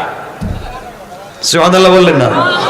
আর বিশ্বনবীর কথা বলছে, বিশ্বনবী সাইয়্যিদুল ইমাম, সাইয়্যিদুল মুরসালিন, ইমামুল আইম্মা, বিশ্বনবীর কথা বলছি, যে নামাজে আর তার নাতি তার পিঠে বৈশা ঘোড়া খেলায়। নবীজি চিন্তা করলেন নাতি তো ঘোড়া দৌড়াচ্ছে, আমি তো সেজদায়, এখন যদি নাতিকে নামাইয়া দেই আর যদি ভয় পেয়ে মসজিদ থেকে চলে যায়, আল্লাহ যদি আমাকে বলেন ইয়া মুহাম্মদ কি হয়েছে তোমার? আমার মসজিদে আমার ঘরে আমার ইবাদত হচ্ছে, তুমি কেন তাকে তোমার শরীর থেকে সরিয়ে দিয়েছো? তার যা মন চা করতো তুমি কেন সরিয়ে দিয়েছো? যদি আল্লাহ বলেন তাহলে আমি কি করব? এজন্য আমি সরাই নাই। ও যতক্ষণ পর্যন্ত চিন্তা করলাম যতক্ষণ ভাল লাগে খেলাধুলা করুক, আমি সেজদার থেকে আজকে উঠবো না। ও সাহাবীরা, আমি যখন সেজদায় তখন হঠাৎ করে দেখি জিবরিল আমিন হাজির হয়েছেন। জিবরিল আমিন এসে বলছেন ইয়া রাসূলুল্লাহ আপনি নামাজের সেজদায় ইমামতি করতেছেন, আর হাসান আপনার কাঁধে উঠে খেলতেছে, আর আল্লাহ আরশে আজিম থেকে মুচকি মুচকি হাসতেছেন। সুবহানাল্লাহ, জোরে বলেন। ইসলাম কেমন ছিল, কোন জায়গায় নিয়ে গেছেন ইসলাম রে? কথা কি বুঝতেছেন আমার? কোন জায়গার ইসলামকে কোন জায়গায় নিয়ে গেছেন? এজন্য বাচ্চাদেরকে মসজিদ থেকে বের করে দিবেন না। কোন না কিছু ঠিক না, ইনশাল্লাহ কোন। সবাই বলেন বাচ্চা যেখানে দাঁড়াবে ওখানে নামাজ পড়তে দিবেন। উসুল হচ্ছে পিছনে, পিছনে দরকার নেই। পিছনে দিলে দুষ্টামি করবে, তো আপনার চিপায় থাকলে দুষ্টামি করবে না, ঠিক কিনা বলেন? আপনারা তো এগুলো করতে পারেন না। দুঃখ হয় এখানে, বাচ্চাদেরকে বের করে দিন মসজিদ থেকে, নাকি দুষ্টামি করতেছে। বাচ্চা কি দুষ্টামি করে? আপনার নামাজ তো কবুল হবে না। নামাজ পড়ে সুদ খান, নামাজ পড়ে ঘুষ খান, নামাজ পড়ে বৌরে পিটান। আসেন এখানে করলা বৌরে পিঠা, একটা হাত উঠাতে দেখি, কেউ আসেনি দেখি বৌরে পিঠা, কেউ কেউ হাত উঠে না। এমন লোক এলাকা আছে বৌরে তালাক দিতে দিতে বৌর বাপরেও দেয়, মারেও দেয়, পুরো গ্রাম শুদ্ধ তালাক দিয়ে দেয়। আসেনি পাকুন দিয়ে সব আছে দেখতেছি, এগুলো বাদ দেন। বউর সাথে ভালো ব্যবহার করেন, ইনশাল্লাহ বলেন। বউরে সালাম দেননি আপনারা? কিচ্ছু কইলাম বুঝলাম না কি হয়েছে, কথা কন না কেন? বউরে সালাম দেননি? মিথ্যা কথা। এই ছেলে হেও কয়ে দেয়, বয়স 6 বছর। চিন্তা করে জোয়ান মানুষ দেই কয় না, হ্যাঁ কয়। হে চিন্তা করছে জোয়ানেরাই জোয়ান কয় না, আমি আগাম কইয়া রাইকে দিই। সালাম দিবেন তো? কেন আপনাদের চৌকে তো বউরে ভাল লাগে না, বউরে মনে হয় কাজের বুয়া, আর চৌকে তো ভাল লাগে শুধু পাশের বাড়ির ভাবিরে, ঠিক কিনা বলে? এটা কয় ঠিক। কত খারাপ চিন্তা করো, এটা ঠিক হইল কেন? এগুলো তো খারাপ জিনিস। লম্বা করতে চাই না, 12 সাড়ে 11টা হয়ে গেছে গা, 12টার ভিতরে শেষ করে দিব। কষ্ট হচ্ছে না তো? আমরা সংক্ষেপ করে করে যাই, লম্বা হয়ে যাবে। খুব চমৎকার কিছু কথা সামনে রাখছি, আপনারা শুনে যাবেন আমার বন্ধুগণ। সুতরাং 2 নম্বর হচ্ছে শাব ফি ইবাদাতিল্লাহ। ওই যুবক আর শাজিমের ছায়ায় থাকবে যেই যুবক নজওয়ান কাল, জওয়ানি কালকে আল্লাহ রাস্তায় ব্যয় করেছে। আর আপনারা জওয়ানিকে ব্যয় করছেন গার্লফ্রেন্ডের পিছনে, সারা রাত্র টেলিফোনে কথা বলে, ঠিক কি না? এটাও কই ঠিক? নিয়ত বহুত খারাপ হয়ে গেছে তোমাদের না?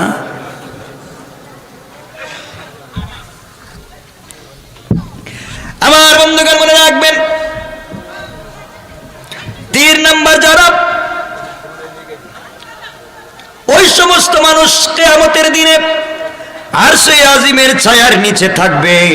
3 নম্বর তারা যার দিল সব সময় মসজিদের সাথে লাগানো থাকে, যার দিল সব সময় মসজিদের জন্য কান্না করে। আমার বন্ধুগণ, এমন মুরব্বী যারা আছেন, নজওয়ানি বয়সে মসজিদে নামাজ পড়েছেন, 5 ওয়াক্ত জামাতে পড়েছেন, বুড়া হয়ে গিয়েছেন, আগের মতো মসজিদে যেতে পারেন না। জওয়ানি কালে তাহাজ্জুদের সালাত পড়েছেন, বয়স হয়ে গিয়েছে, এখন পারতেছেন না, মনটা মসজিদে পড়ে আছে। আল্লাহ বলছেন, গোলাম রে, দুনিয়ার জমিনে নজওয়ানি কাল যারা সরকারকে, নজওয়ান সময় জোয়ান বয়সে যারা সরকারকে সার্ভিস দিয়া বৃদ্ধ বয়সে পেনশনের ব্যবস্থা সরকার করে দেয়, দেখবেন যখন চাকরি থেকে চলে যাওয়া অবসরে তখন সরকার পেনশন দেয়নি। আপনি 40 বছর সরকারকে সার্ভিস দিচ্ছেন, এখন বয়স হয়ে গিয়েছে, দিতে পারতেছেন 1 কোটি টাকা নেন, বাকি জিন্দেগি ঘরে বসে খান, কারণ বয়স হয়ে গিয়েছে, সার্ভিস দিতে পারবেন না। আল্লাহ বলেছেন, ও গোলাম, তুমি যদি নজওয়ানি বয়সে মসজিদের সাথে সম্পর্ক রাখো, তাহাজ্জুদে কাটাইয়া দাও, বুড়া বয়সে যদি না পারো, আমি আল্লাহ তোমার পেনশনকে জারি রেখে দিলাম। গোলাম রে, তুমি যদি বুড়া বয়সে কাজও করতে না পারো, ইবাদত করতে না পারো, মসজিদে যাইতে না পারো, তাহাজ্জুদ পড়তে না পারো, আর জওয়ান বয়সে যদি ইবাদত গুলা করো, আমি আল্লাহ জওয়ানি বয়সের ইবাদত গুলাকে বুড়া বয়সেও আমি আল্লাহ খাতায় উঠাইয়া দিলাম। সুবহানাল্লাহ বলেন। 3 নম্বর ওই সমস্ত মানুষ আরশে আজিমের ছায়ায় থাকবে যাদের দিল সব সময় মসজিদের সঙ্গে লাগানো থাকে। আপনাদের দিল তো মসজিদের সঙ্গে লাগানো থাকে না, আপনাদের দিল সারাদিন থাকে সার দোকানে, ঠিক ঠিক কিটা কিছু কইলেই ঠিক। 4 দোকানে বসে থাকেন, নির্বাচন আসছে তো, কে 500 টাকা দিল, কে 50 টাকা দিল, কে আত্মি মার্কায় খাড়াইলো, কে কুত্তা মার্কায় খাড়াইলো, এই নিয়ে আপনাদের টেনশনের শেষ নেই। এগুলো বাদ। কয়টা বলছি? কয়টা? 4 নম্বর আমার রাসূল বললেন, ওই 2 ব্যক্তি যারা আল্লাহর জন্য একে অপরকে ভালোবাসে, আবার আল্লাহর জন্য একে অপরকে ঘৃণা করে, আলাদা হয়ে যায়। দুনিয়ার জমিনে বন্ধুত্ব করে আল্লাহর জন্য, আল্লাহকে পাওয়ার জন্য, এমন যদি হয় আবার বন্ধুত্ব ভঙ্গ করে আল্লাহর জন্য, এই 2 ব্যক্তিকে আল্লাহ কিয়ামতের দিনে আরশে আজিমের ছায়ায় জায়গা দিবেন। কোন সুবহানাল্লাহ। কিয়ামতের দিনে ওই 2 বন্ধু যারা বন্ধুত্ব করার সময় নিয়ত ছিল যে আমরা বন্ধুত্বের মাধ্যমে আল্লাহকে পেতে চাই, 2 বন্ধু আলাদা হয়ে গিয়েছে, সম্পর্ক নষ্ট করেছে। যেমন আপনার প্রেমিকা, আপনার গার্লফ্রেন্ড, তার সাথে সম্পর্ক নষ্ট করে তওবা করছেন আল্লাহকে পাওয়ার জন্য, হারাম রিলেশন থেকে বের হয়ে, হারাম রিলেশন থেকে বের হয়ে হালাল পথে আসতেছেন আল্লাহকে পাওয়ার জন্য, আর হারাম থেকে বের হচ্ছেন আল্লাহর জন্য, হালাল কাজ করতেছেন আল্লাহর জন্য। আল্লাহ বলছেন, যারা বন্ধুত্ব করে আমার জন্য, বন্ধুত্ব ভাঙ্গে আমার জন্য, কিয়ামতের দিন আমার আরশে আজিমের ছায়ায় জায়গা দেব। কয়টা বলছি?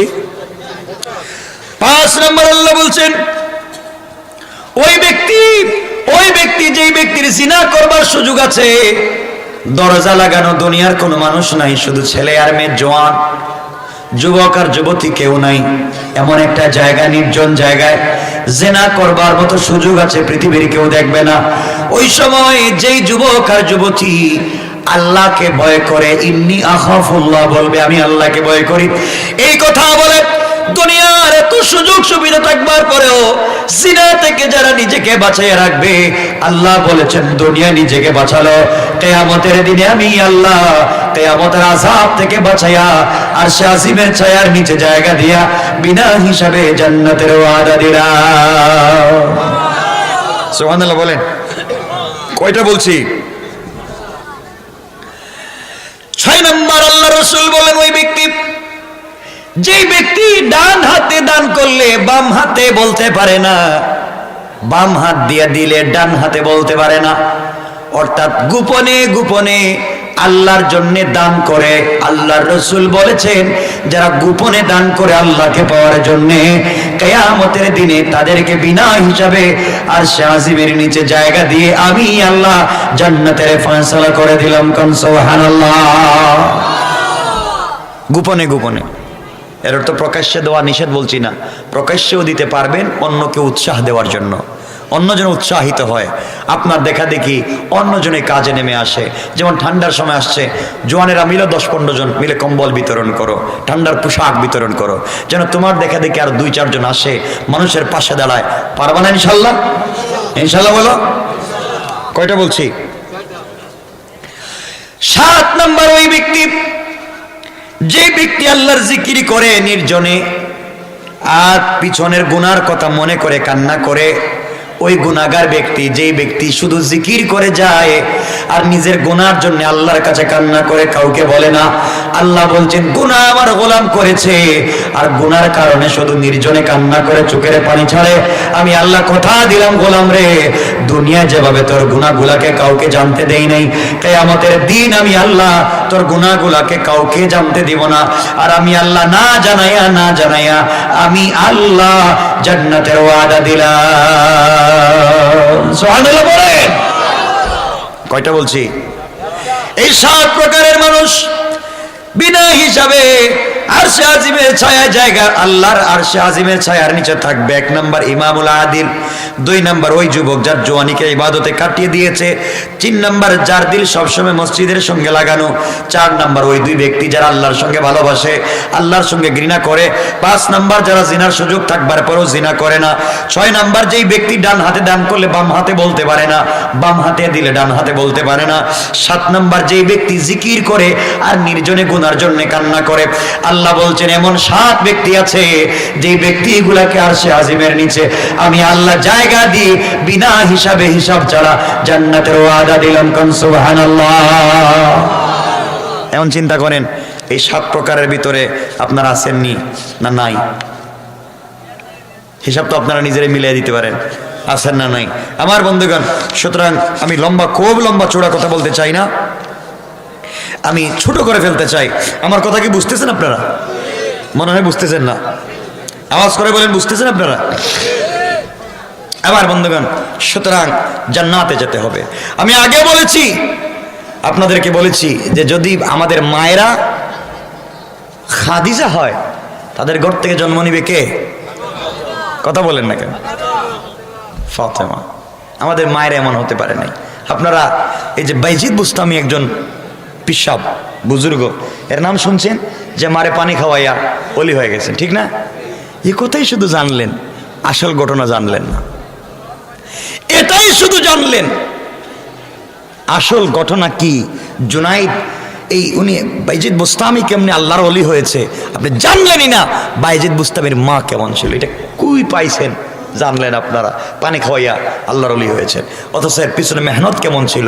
এজন্য আমি বলতেছি আমাদের মায়েরা মারিয়াম হয়ে যাক, তাদের ঘর থেকে ঈসার মতো মানুষ জন্ম নেবে, ঠিক কিনা বলেন? আমাদের মায়েরা খাদিজা হয়ে যাক, তাদের ঘর থেকে জন্ম নিবে কে? ফাতেমা। আমাদের মায়েরা ফাতেমা হয়ে যাক, তাদের ঘর থেকে জন্ম নিবে হাসান আর হুসাইন। কোন সুবহানাল্লাহ। এমন মা আসেনি আপনাদের এলাকায়? কিছু কন্যা। আমার মুসলমান বন্ধুগণ, কবির মনোযোগ। এজন্য আল্লাহ রাব্বুল ইজ্জতুল জালাল বলেছেন আমার আলোচ্য আয়াতে, ওয়াল্লাযীনা ইয়াকুলুনা রব্বানা ইসরিফ আন্না আযাবা জাহান্নাম ইন্না আযাবাহা কানা গারা যারা আল্লাহকে চিনবে সাকারাতের আগে তওবা করবে, আল্লাহ বলছেন মাফ করে দিবেন। আর যারা তওবা করবেন আল্লাহ বলছেন ইন্নাহা সাআত মুস্তাকাররাও ওয়া মুকামা। আল্লাহু আকবার বলেন। আমার বান্দাগণ, এই দুনিয়ার জমিনে বাইজিদ বুস্তামি তেমন বুজুর্গ ছিলেন যার হাতে একদিনে 1 মিনিটে 5 লক্ষ খ্রিস্টান মুসলমান হয়েছে। আল্লাহু আকবার বলেন না, আল্লাহু আকবার বলেন। এমনি হয় নাই। বাইজিদ বুস্তামি এমন বড় বুজুর্গ ছিলেন, বাইজিদ বুস্তামির জিন্দেগি পড়েন দেখবেন এমন একজন বুজুর্গ ছিলেন যার এক হাতে একদিনে 5 লক্ষ খ্রিস্টান পাদ্রী কালিমা পড়ে মুসলমান হয়েছে। কোন সুবহানাল্লাহ। আমাদের বুজুর্গরা তো এমন ছিলেন। আমার মুসলমান বন্ধুগণ, আমাদের বুজুর্গরা তো এমন ছিলেন। ইমামে আবু হানিফা নোমান ইবনে সাবিত, ইমামে আজম আবু হানিফা এমন বুজুর্গ ছিলেন যার জানাজা দেখে 90,000 খ্রিস্টান কালিমা পড়ে মুসলমান হয়েছে। শুধু জানাজা দেখে, যার মৃত লাশ দেখে 90,000 মানুষ খ্রিস্টান থেকে মুসলমান হয়েছে। আর জীবিত থাকতে কি করেছে চিন্তা করেন। আর আপনার আমার চেহারা দেখলে শয়তানের রাস্তা চেঞ্জ করে দেয়।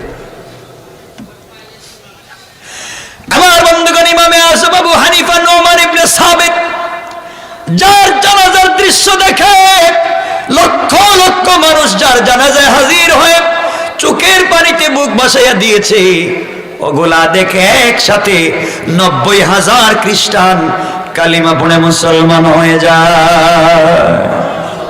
আমার বন্ধুগণ, এই দুনিয়ার জমিনে ইমামে আহমদ ইবনে হাম্বল রহমতুল্লাহ আলাইহি যার জানাজার দৃশ্য দেখে 60,000 খ্রিস্টান কালিমা পড়ে মুসলমান হয়েছে। কোন সুবহানাল্লাহ।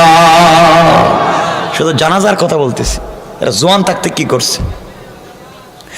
এই দুনিয়ার জমিনের একজন ইমাম ইবনে তাইমিয়া রাহমাতুল্লাহ আলাইহি যার জানাজা হয়েছে, যার জানাজার দৃশ্য দেখে 50,000 লোক একসাথে কালিমা পড়ে মুসলমান হয়েছে।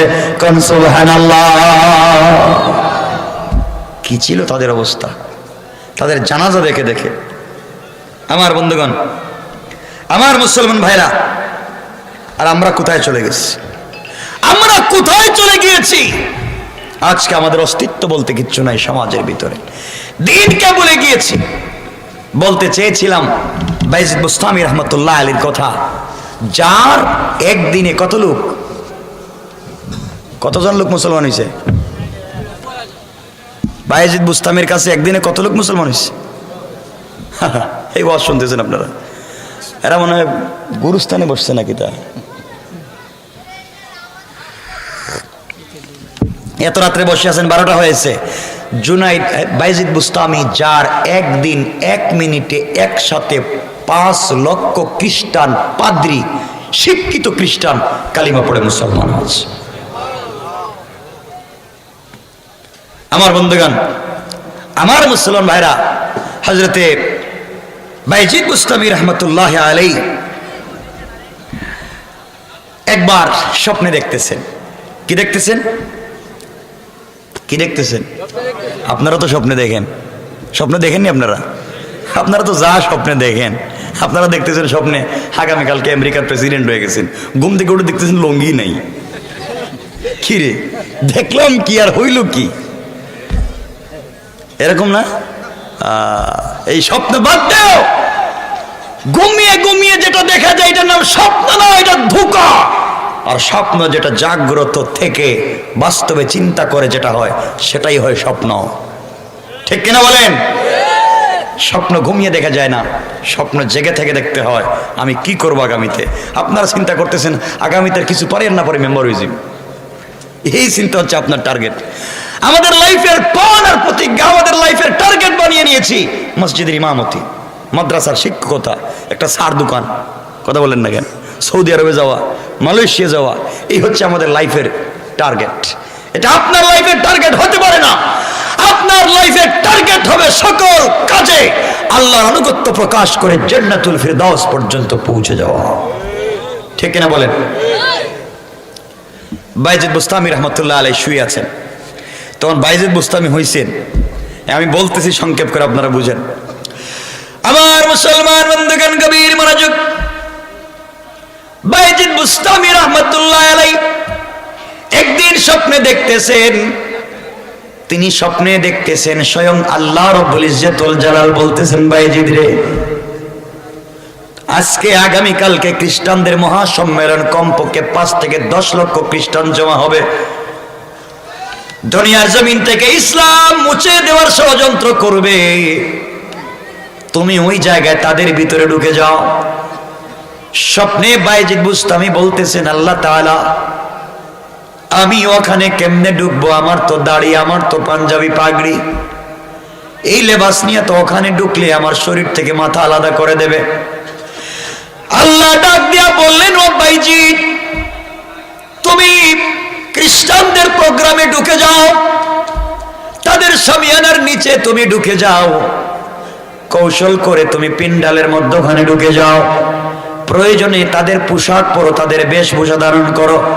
তুমি যদি তাদের মতো বেশভূষা ধারণ করো, এরপরও তাদের পেন্ডালের ভিতরে প্রোগ্রামে ঢুকে যাও, আমি আল্লাহ তোমার মাধ্যমে পৃথিবীতে পরিবর্তন আনতে চাই। সুবহানাল্লাহ বলেন।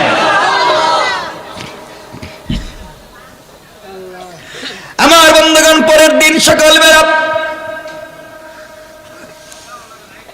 বাইজিদ বুস্তামি রহমতুল্লাহি আলাইহি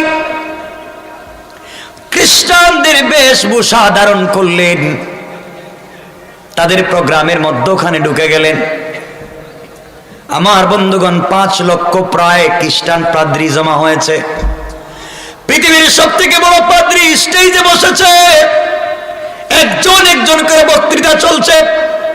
সবার পরে খ্রিস্টানদের বড় পুপ পাদ্রী যখন বসেছে কথা বলবার জন্যে, বসার পরেই তার চেয়ার কাঁপতে শুরু করেছে, হেলাধুলা শুরু করেছে। খ্রিস্টান পাদ্রী কথা বন্ধ করে বসে আছে। লক্ষ লক্ষ খ্রিস্টানেরা বলতেছে, পাদ্রী আমাদের পুপ, আমাদের শিক্ষক, আমাদের স্যার, আমাদের উস্তাদ, আমাদের পীর, আপনি কেন কথা বলতেছেন না? এই পৃথিবীতে আপনার চাইতে বড় পাদ্রী আর কেউ নাই।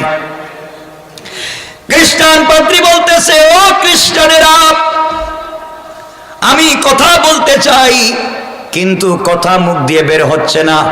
এই লক্ষ লক্ষ খ্রিস্টানদের ভিতরে একটা মোহাম্মদী ঢুকে গিয়েছে, মোহাম্মদের উম্মত ঢুকে গিয়েছে, আর ওর পাওয়ারের কারণে আমার জবান বন্ধ হয়ে গিয়েছে। আল্লাহু আকবার। লক্ষ লক্ষ খ্রিস্টান দাঁড়িয়ে গিয়েছে আর বলছে, প্রভু আপনি বলেন কে সে? আমরা চিনতে পারতেছি না কে। কোরআনওয়ালা, কালিমাওয়ালা কে আছে? আপনি বলেন তার শরীর থেকে মাথা আলাদা করে দেই। খ্রিস্টান পাদ্রী বলতেছে, না না, ঢুকে যেতেই পারে, কিন্তু আসলে যে হত্যা করতে হবে, শরীর থেকে মাথা আলাদা করতে হবে তা না। আমি তাকে কিছু প্রশ্ন করব, সে যদি উত্তর দিতে পারে তাহলে তো ঠিক আছে, উত্তর যদি দিতে না পারে তাহলে শরীর থেকে মাথা আলাদা করে দেব। এই কথা বলে খ্রিস্টান পাদ্রী দাঁড় করিয়ে দিয়েছে, বাইজিদ বুস্তামি দাঁড়িয়ে গিয়েছেন মধ্যখানে। খ্রিস্টান পাদ্রী বলতেছে, তোমার নাম কি? তিনি বলছেন, আমার নাম বাইজিদ। তুমি এখানে কেন আসছো? এমনি আসছি। তুমি জানো আমাদের ভিতরে ঢুকেছো, তোমাকে হত্যা করা হবে, শরীর থেকে মাথা আলাদা করা হবে। বাঁচতে যদি চাও, আমি তোমাকে কিছু প্রশ্ন করতে চাই, উত্তর যদি দিতে পারো তোমাকে ছেড়ে দেওয়া হবে, উত্তর না দিলে ষড়যন্ত্রকারী হিসাবে তোমাকে হত্যা করা হবে। বাইজিদ বুস্তামি বললেন, প্রশ্ন করতে পারেন, আপত্তি নাই। খ্রিস্টান পাদ্রী দাঁড়িয়েছে, একটা একটা করে 65টা প্রশ্ন করেছে। কয়টা প্রশ্ন? 65টা প্রশ্ন করেছে। বাইজিদ বুস্তামি দাঁড়াইয়া দাঁড়াইয়া বিনা বাক্যে 65টা প্রশ্নের জবাব দিয়েছেন। কান সুবহানাল্লাহ, আল্লাহু আকবার। অনেকগুলো প্রশ্ন ছিল, এর মধ্যে কিছু প্রশ্ন ছিল কুকুর গেউ গেউ করে কি বলতে চায়। কুকুর ঘেউ ঘেউ করে কি বুঝাতে চায়? প্রশ্ন এমন ছিল, এমন এক বলেন যে একের দুই নাই, এমন দুই বলেন যে দুইয়ের তিন নাই, এমন একটা তিন বলেন সংখ্যা যেই তিনের চার নাই, এমন একটা চার বলেন যেই চারের পাঁচ নাই, এমন একটা পাঁচ বলেন যেই পাঁচের ছয় নাই। এভাবে 65টা প্রশ্ন করা হয়েছে। দাঁড়িয়ে দাঁড়িয়ে কোনো অঘটন ছাড়া বিনা বাক্যে নির্দ্বিধায় সবগুলা প্রশ্নের জবাব দিয়েছেন। সুবহানাল্লাহ। খ্রিস্টান পাদ্রী আর প্রশ্ন খুঁজে পাচ্ছে না। বাইজিদ বুস্তামি বলছেন, পাদ্রী বলো, আমি কি সবগুলো প্রশ্নের উত্তর দিতে পেরেছি? খ্রিস্টান পাদ্রী বলতেছে, সাদাক্তা, তুমি সবগুলা প্রশ্নের সত্যিকার উত্তর দিয়েছ, তুমি ঠিক মতো উত্তর দিতে পেরেছ। বাইজিদ বুস্তামি বলছেন, খ্রিস্টান পাদ্রী শোনো, আমি তোমার 65টা প্রশ্নের উত্তর দিয়েছি, তোমাকে আমি ছোট্ট একটা প্রশ্ন করতে চাই, তুমি কি আমার প্রশ্নের উত্তর দিবে? খ্রিস্টানরা দাঁড়িয়ে বলছে, কেন দিবে না? তুমি আমাদেরকে কেন ছোট করো? বিশ্ববিখ্যাত পাদ্রী, সবার বড় পাদ্রী, লক্ষ লক্ষ খ্রিস্টানদের সামনে তুমি আমাদের পাদ্রীকে ছোট করো না। একটা প্রশ্ন করো, আমাদের পাদ্রী উত্তর দিবে। পাদ্রী বলছে, বাইজিদ তুমি প্রশ্ন করো। বাইজিদ দাঁড়িয়ে বলেছেন, খ্রিস্টান পাদ্রী মহোদয়, আপনার কাছে আমি জানতে চাই, বলেন তো আসমানের আর জান্নাতের চাবির নাম কি? সুবহানাল্লাহ বললেন না? কিসের নাম? আসমানের আর জান্নাতের চাবির নাম কি? এই মাত্র একটা ছোট্ট প্রশ্ন করলেন। লক্ষ লক্ষ খ্রিস্টান তো বিস্ময় প্রকাশ করেছে, এটা কোনো প্রশ্ন হলো? আসমান আর জান্নাতের চাবি আবার কই পাইবেন? এটার নাম আবার কি? উত্তর নাই। পিন পতন নীরবতা, আর মুস্কি মুস্কি হাসতেছেন হযরতে বাইজিদ। তার বিশ্বাস, আমি এমনি এমনি আসি নাই, আল্লাহর ইশারায় এসেছি। আমার বিশ্বাস সবার সামনে আমার আল্লাহ আমাকে বিজয় দিবেন। কোন সুবহানাল্লাহ। আমার আল্লাহ কোরআনে কারীমের ভিতরে বলেছেন, ওয়া মাকারু ওয়া মাকারাল্লাহ ওয়াল্লাহু খায়রুল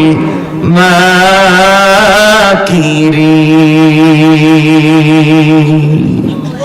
আমার আল্লাহ বলেছেন, কাফির বেঈমানেরা যত কৌশল করুক না কেন, সবগুলা কৌশল আমি আল্লাহর কাছে দুর্বল, আমার কৌশল আরো বড়। আমি জানি না মওলায়ে কারীম হয়তো এখানে কোনো কৌশল করতেছেন, কেউ কোনো উত্তর দেয় না। পাদ্রীও বসে রয়েছে, মাথা নিচের দিকে করে বসে রয়েছে। বাইজিদ বুস্তামি বলছে, আপনি উত্তর দেন। পণ্ডিত তো আর মাথা উঠায় না। লক্ষ লক্ষ খ্রিস্টান দাঁড়িয়ে বলছে, আমাদের পুপ, আমাদের বড় পীর, ও বড় পীর পুপ পাদ্রী, আপনি উত্তর দেয়াই লাগবে। এই বাচ্চাটা 65টা প্রশ্নের উত্তর দিয়েছে বিনা বাক্যে। আপনাকে একটা প্রশ্ন করেছে, আপনি আমাদেরকে ছোট করবেন না, উত্তর দেওয়া লাগবে। খ্রিস্টানদের বড় পুপ বলছে, ও খ্রিস্টানেরা, আমি উত্তর জানি কিন্তু বলবো না। কেন বলবেন না? এই জন্য বলতে চাইবো না, আমি যদি বলি তোমরা আমাকে মারবে, ফেলবে, এই জন্য বলতে চাই না। তোমরা আমার কথা রাখবে না। সকল খ্রিস্টানেরা দাঁড়াইয়া এক বাক্যে জবাব দিল, খ্রিস্টান পাদ্রী, কথা দিলাম আপনি যা বলবেন তা মানবো আজকের দিনে। এই ছেলে কি এমন প্রশ্ন করেছে, আর আপনি ওই ছেলেকে কি প্রশ্ন করলেন, সব উত্তর দিল। আপনাকে একটা প্রশ্ন করেছে, উত্তর দিয়ে দিন, আর আপনি যা বলবেন আমরা মানবো। খ্রিস্টান পাদ্রী দাঁড়ায় গিয়েছে, আর ডেকে ডেকে বলছে, লক্ষ লক্ষ খ্রিস্টান পাদ্রী শোনো, এই যুবক যে প্রশ্ন করেছে, আসমানের আর জান্নাতের চাবির নাম কি? আসমানের আর জান্নাতের চাবির নাম হলো লা ইলাহা ইল্লাল্লাহু মুহাম্মাদুর রাসূলুল্লাহ। সাল্লাল্লাহু আলাইহি ওয়াসাল্লাম। আসমান আর জান্নাতের চাবি হলো আল্লাহর উপরে ঈমান আনা, রাসূলের রিসালাতকে মেনে নেওয়া। যারাই মেনে নেবে তারাই জান্নাতের চাবি পাবে। আমি বিশ্বাস করতে চাই, মানতে চাই, তোমাদের ভয়ে মানতে চাই না। এক বাক্যে একসাথে 5 লক্ষ খ্রিস্টান দাঁড়াইয়া দাঁড়াইয়া সাথে সাথে বাইজিদ বুস্তামির হাতে হাত রেখে কালিমা পড়ে মুসলমান হয়ে যায়। আল্লাহু আকবার বলেন। এই বাইজিদ এমনি এমনি বাইজিদ হয় নাই। বাইজিদ বুস্তামি দুনিয়ায় জন্ম নেওয়ার পরে নিজের বাবা ইন্তেকাল করেছেন। মা মানুষের বাড়িতে বাড়িতে কাজ করতেন। একদিন চিন্তা করলেন আমার স্বামী নাই, একটা মাত্র সন্তান বাইজিদ, আল্লাহওয়ালা বানাতে চাই, বুজুর্গ বানাতে চাই। আমি মানুষের বাড়িতে কাজ করলে ছেলেকে মানুষ বানাবো কেমনে? খবর নিতে লাগলেন এই দুনিয়ার জমিনে। এই দুনিয়ার জমিনে কোথায় কোরআনের জ্ঞান বিতরণ করা হয়? কারণ বাইরে আপনারা তো শুধু এডুকেটেড হচ্ছেন, জেনারেল শিক্ষায় শিক্ষিত হচ্ছেন।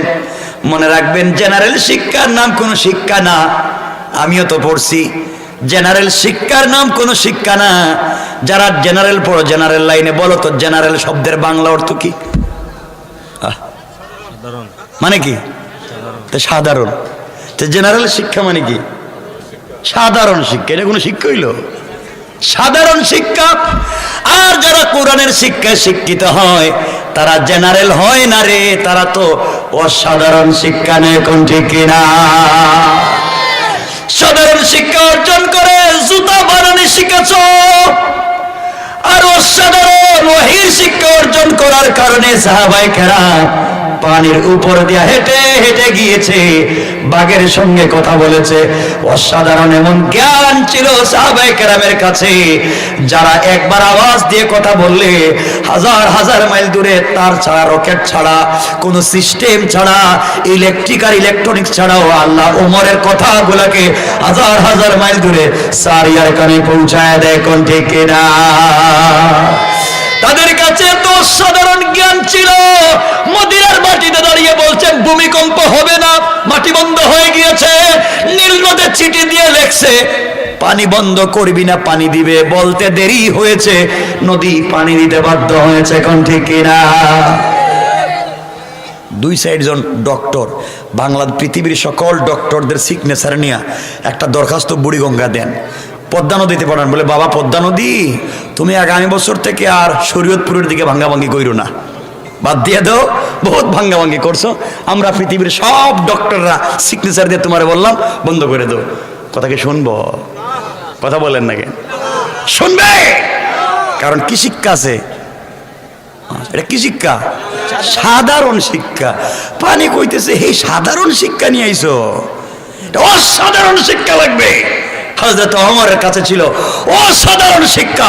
নীল নদের নামে চিঠি দিয়ে দিছে, এই নদী, এই নদী শোনো, পানি দিবা কি দিবা না কও। তুমি যদি তোমার ইচ্ছা মতো পানি দাও, দিতে থাকো, দরকার নাই। আর যদি আল্লাহর হুকুমে পানি দাও, আমি ওমর আল্লাহর গোলাম বলছি, পানি দাও। বলতে দেরি, নদী পানি দিতে দেরি নাই। সুবহানাল্লাহ না? আপনারা এখানে সকল দাঁড়াইলে আপনাদেরকে দেখে কি শয়তান দৌড় দিব? কথা বল না কেন? কারণ শয়তান কবে এদের ভিতরে সাধারণ জ্ঞান আছে, এটার কি আর কোনো জ্ঞান হইল নাকি তা? আর ওমর যে রাস্তা দিয়ে যাইতেন, শয়তান কিন্তু রাস্তা চেঞ্জ করে যেত। ঠিক কিনা? একদিন রাসূল পাক জোহরের নামাজ পড়ে মসজিদে বাইরে হইছে, যাচ্ছেন, হঠাৎ তাকে দেখেন শয়তান আসতেছে। শয়তান মানে অরিজিনাল শয়তান আসতেছে। নবীজি বলেন আজকে আসুক, জিজ্ঞাসা করবো পাবলিককে তো ঠকায় কেন, তো শয়তানি করে কেন, আসুক। আসতেছে আসতেছে, হঠাৎ রাসূল উপর দিকে তাকায় দেখেন শয়তান আর নাই। রাস্তা বাদ দিয়া জমিনে দিয়ে পুড়িয়া উল্টা পথে দৌড়াইতেছে। কিরে শয়তান দৌড়ে কেন? আশেপাশে দেখলেন কিচ্ছু নাই, দৌড়ে কেন? হঠাৎ পিছন দিকে তাকাইছে, পিছন দিকে তাকায় দেখে ওমর আইতেছে। ওমর, সুবহানাল্লাহ বললেন না? নবীজি বলেন এই শয়তান বুঝছি, এবার ওমর আইতেছে তো এজন্যই দৌড়তেছিস। তাদের কাছে ছিল অসাধারণ জ্ঞান। এই জন্য আমার বন্ধুগণ, খ্রিস্টান পাদ্রীদের কাছে ছিল জেনারেল জ্ঞান, জেনারেল নলেজ। আর হযরতে বাইজিদ বুস্তামির কাছে ছিল অসাধারণ নলেজ, ঠিক কিনা বলেন? বাইজিদ বুস্তামি এমনি এমনি বাইজিদ বুস্তামি হয় নাই। মা মারে মানুষের বাড়িতে কাজ করতেন। চিন্তা করলেন আমার ছেলেকে মাদ্রাসায় দিন শিখাতে হবে, কোরআন শিখাতে হবে। খবর নিয়ে জানলেন একটা মাদ্রাসা আছে, একজন শায়েখ। শায়েখের কাছে গিয়ে বলুন, উস্তাদ জি, আমার একটা মাত্র ছেলে বাইজিদ, আমি চাই আমার ছেলে আপনার মতো হবে, আপনার মতো বিশ্ববিখ্যাত বুজুর্গ হবে, জ্ঞানী হবে। আমি গরিব মানুষ, মানুষের বাড়িতে জিয়ার কাজ করি, আমার স্বামী নাই, আমার সন্তানটাকে কি আপনার কাছে রাখা যায়? অনেক অনুনয় বিনয়ের পরে এই শায়েখ বাইজিদ বুস্তামিকে নিজের কাছে রেখে দিলেন।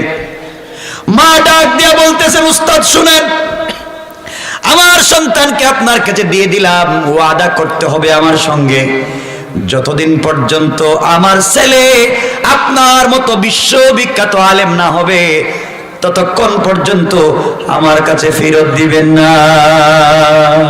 সুবহানাল্লাহ বলেন।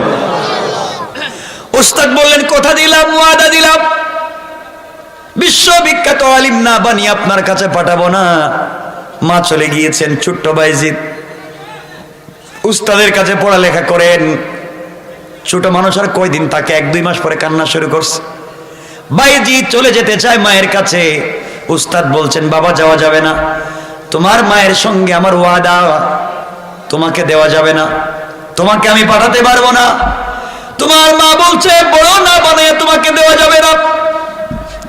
বাইজিদ নাসুর বান্দা, আমার বাবা নাই, মাকে কি আপনি আমাকে দেখতে দিবেন না? হঠাৎ করে চিন্তা করলেন, যদি কোনোদিন মা মরে যায় অথবা বাইজিদের কিছু হয়ে যায়, আমি যদি মা ছেলেকে না দেখা করাই তাহলে তো আরেক বিপদ। আবার ওয়াদা নিয়েছি আটকাবার জন্য। বললেন, বাইজিদ রে, আগামীকালকে তোমাকে ছুটি দিব, শর্ত আছে। শর্ত হলো, তুমি যদি কোরআনের 5 পারা একদিনে শোনাতে পারো, 5 পারা যদি একসাথে মুখস্থ শোনাতে পারো, এই দোয়াগুলো একসাথে মুখস্থ শোনাতে পারো, তোমাকে ছুটি দেওয়া হবে, নচেৎ ছুটি দেওয়া হবে না।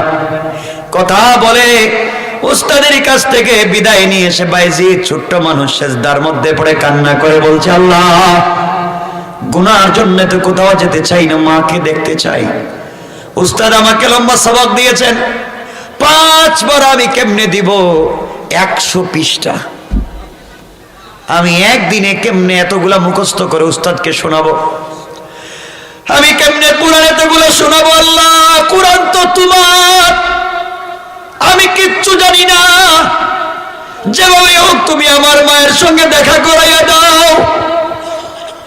বাইজিদ কান্না করে করে কোরআন খুলে যখন পড়তে বসেছে, আমার বন্ধুগণ এক পৃষ্ঠা করে কোরআনের উল্টায়, আর কে যেন ডাইরেক্ট কোরআনটাকে তার ভিতরে ঢুকাইয়া দেয়।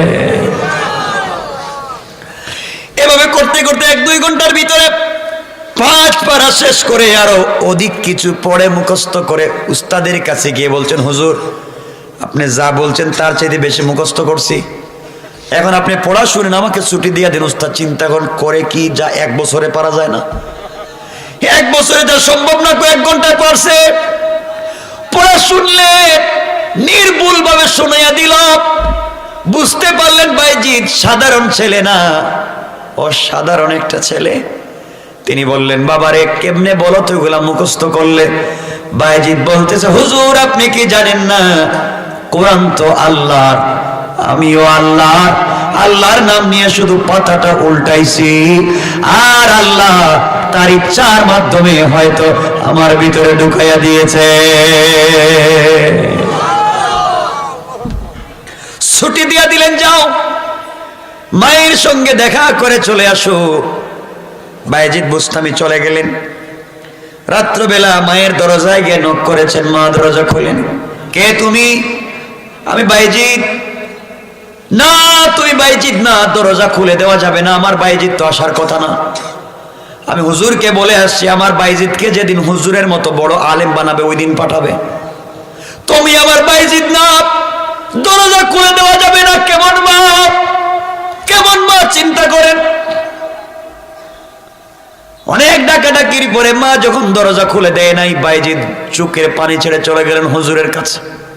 আর ডেকে বললেন, হুজুর আমি আর জীবনে বাড়িতে যাব না, মা ওয়াদা দিয়েছে দরজা খুলবে না, আপনার মতো না হওয়া পর্যন্ত বাড়িতে জায়গা দিবে না, আমিও আমার মায়ের স্বপ্ন পূরণ না করে বাড়িতে যাব না। এমন মা যদি হয়ে যায়, বাইজিদের মায়ের মতো হয়ে গেলে বাইজির জন্ম নিবে, আব্দুল কাদের জিলানীর মতো মা হয়ে গেলে আব্দুল কাদের জিলানী জন্ম নিবে, শাহজালাল শাহপরানের মায়ের মতো মা হয়ে গেলে শাহজালাল জন্ম নিবে, খাদিজার মতো মা হলে ফাতেমা জন্ম নিবে, ফাতেমার মতো মা হলে হাসান হোসেন জন্ম নিবে। কথা বলেন না কেন? আমার বন্ধুগণ, দীর্ঘদিন চলে গেল, একেবারে 16 বছর, 18, 20, 21 বছর হয়ে গেছে বাইজিদ বুস্তামির বয়স। একদিন উস্তাদ ঘুমিয়ে পড়েছেন, ঘুমের ঘরে স্বপ্নে দেখতেছেন আল্লাহ রসুল বিশ্ব নবী এসে উস্তাদকে ডাক দিয়ে বলতেছেন, উঠেন, আপনার কাছে আমি পাগড়ি দিয়া দিলাম, বাইজিদ এখন পূর্ণাঙ্গ জায়গায় পৌঁছে গিয়েছে, আর বাইজিদকে রাখা যাবে না, বাড়িতে পাঠায়া দেন, আমি পাগড়িটা আপনার কাছে দিলাম, সকালবেলা বাইজিদের মাথায় পেঁচাইয়া দিবে, আল্লাহ খুশি, আমি বিশ্ব নবীও খুশি হয়ে গেছি।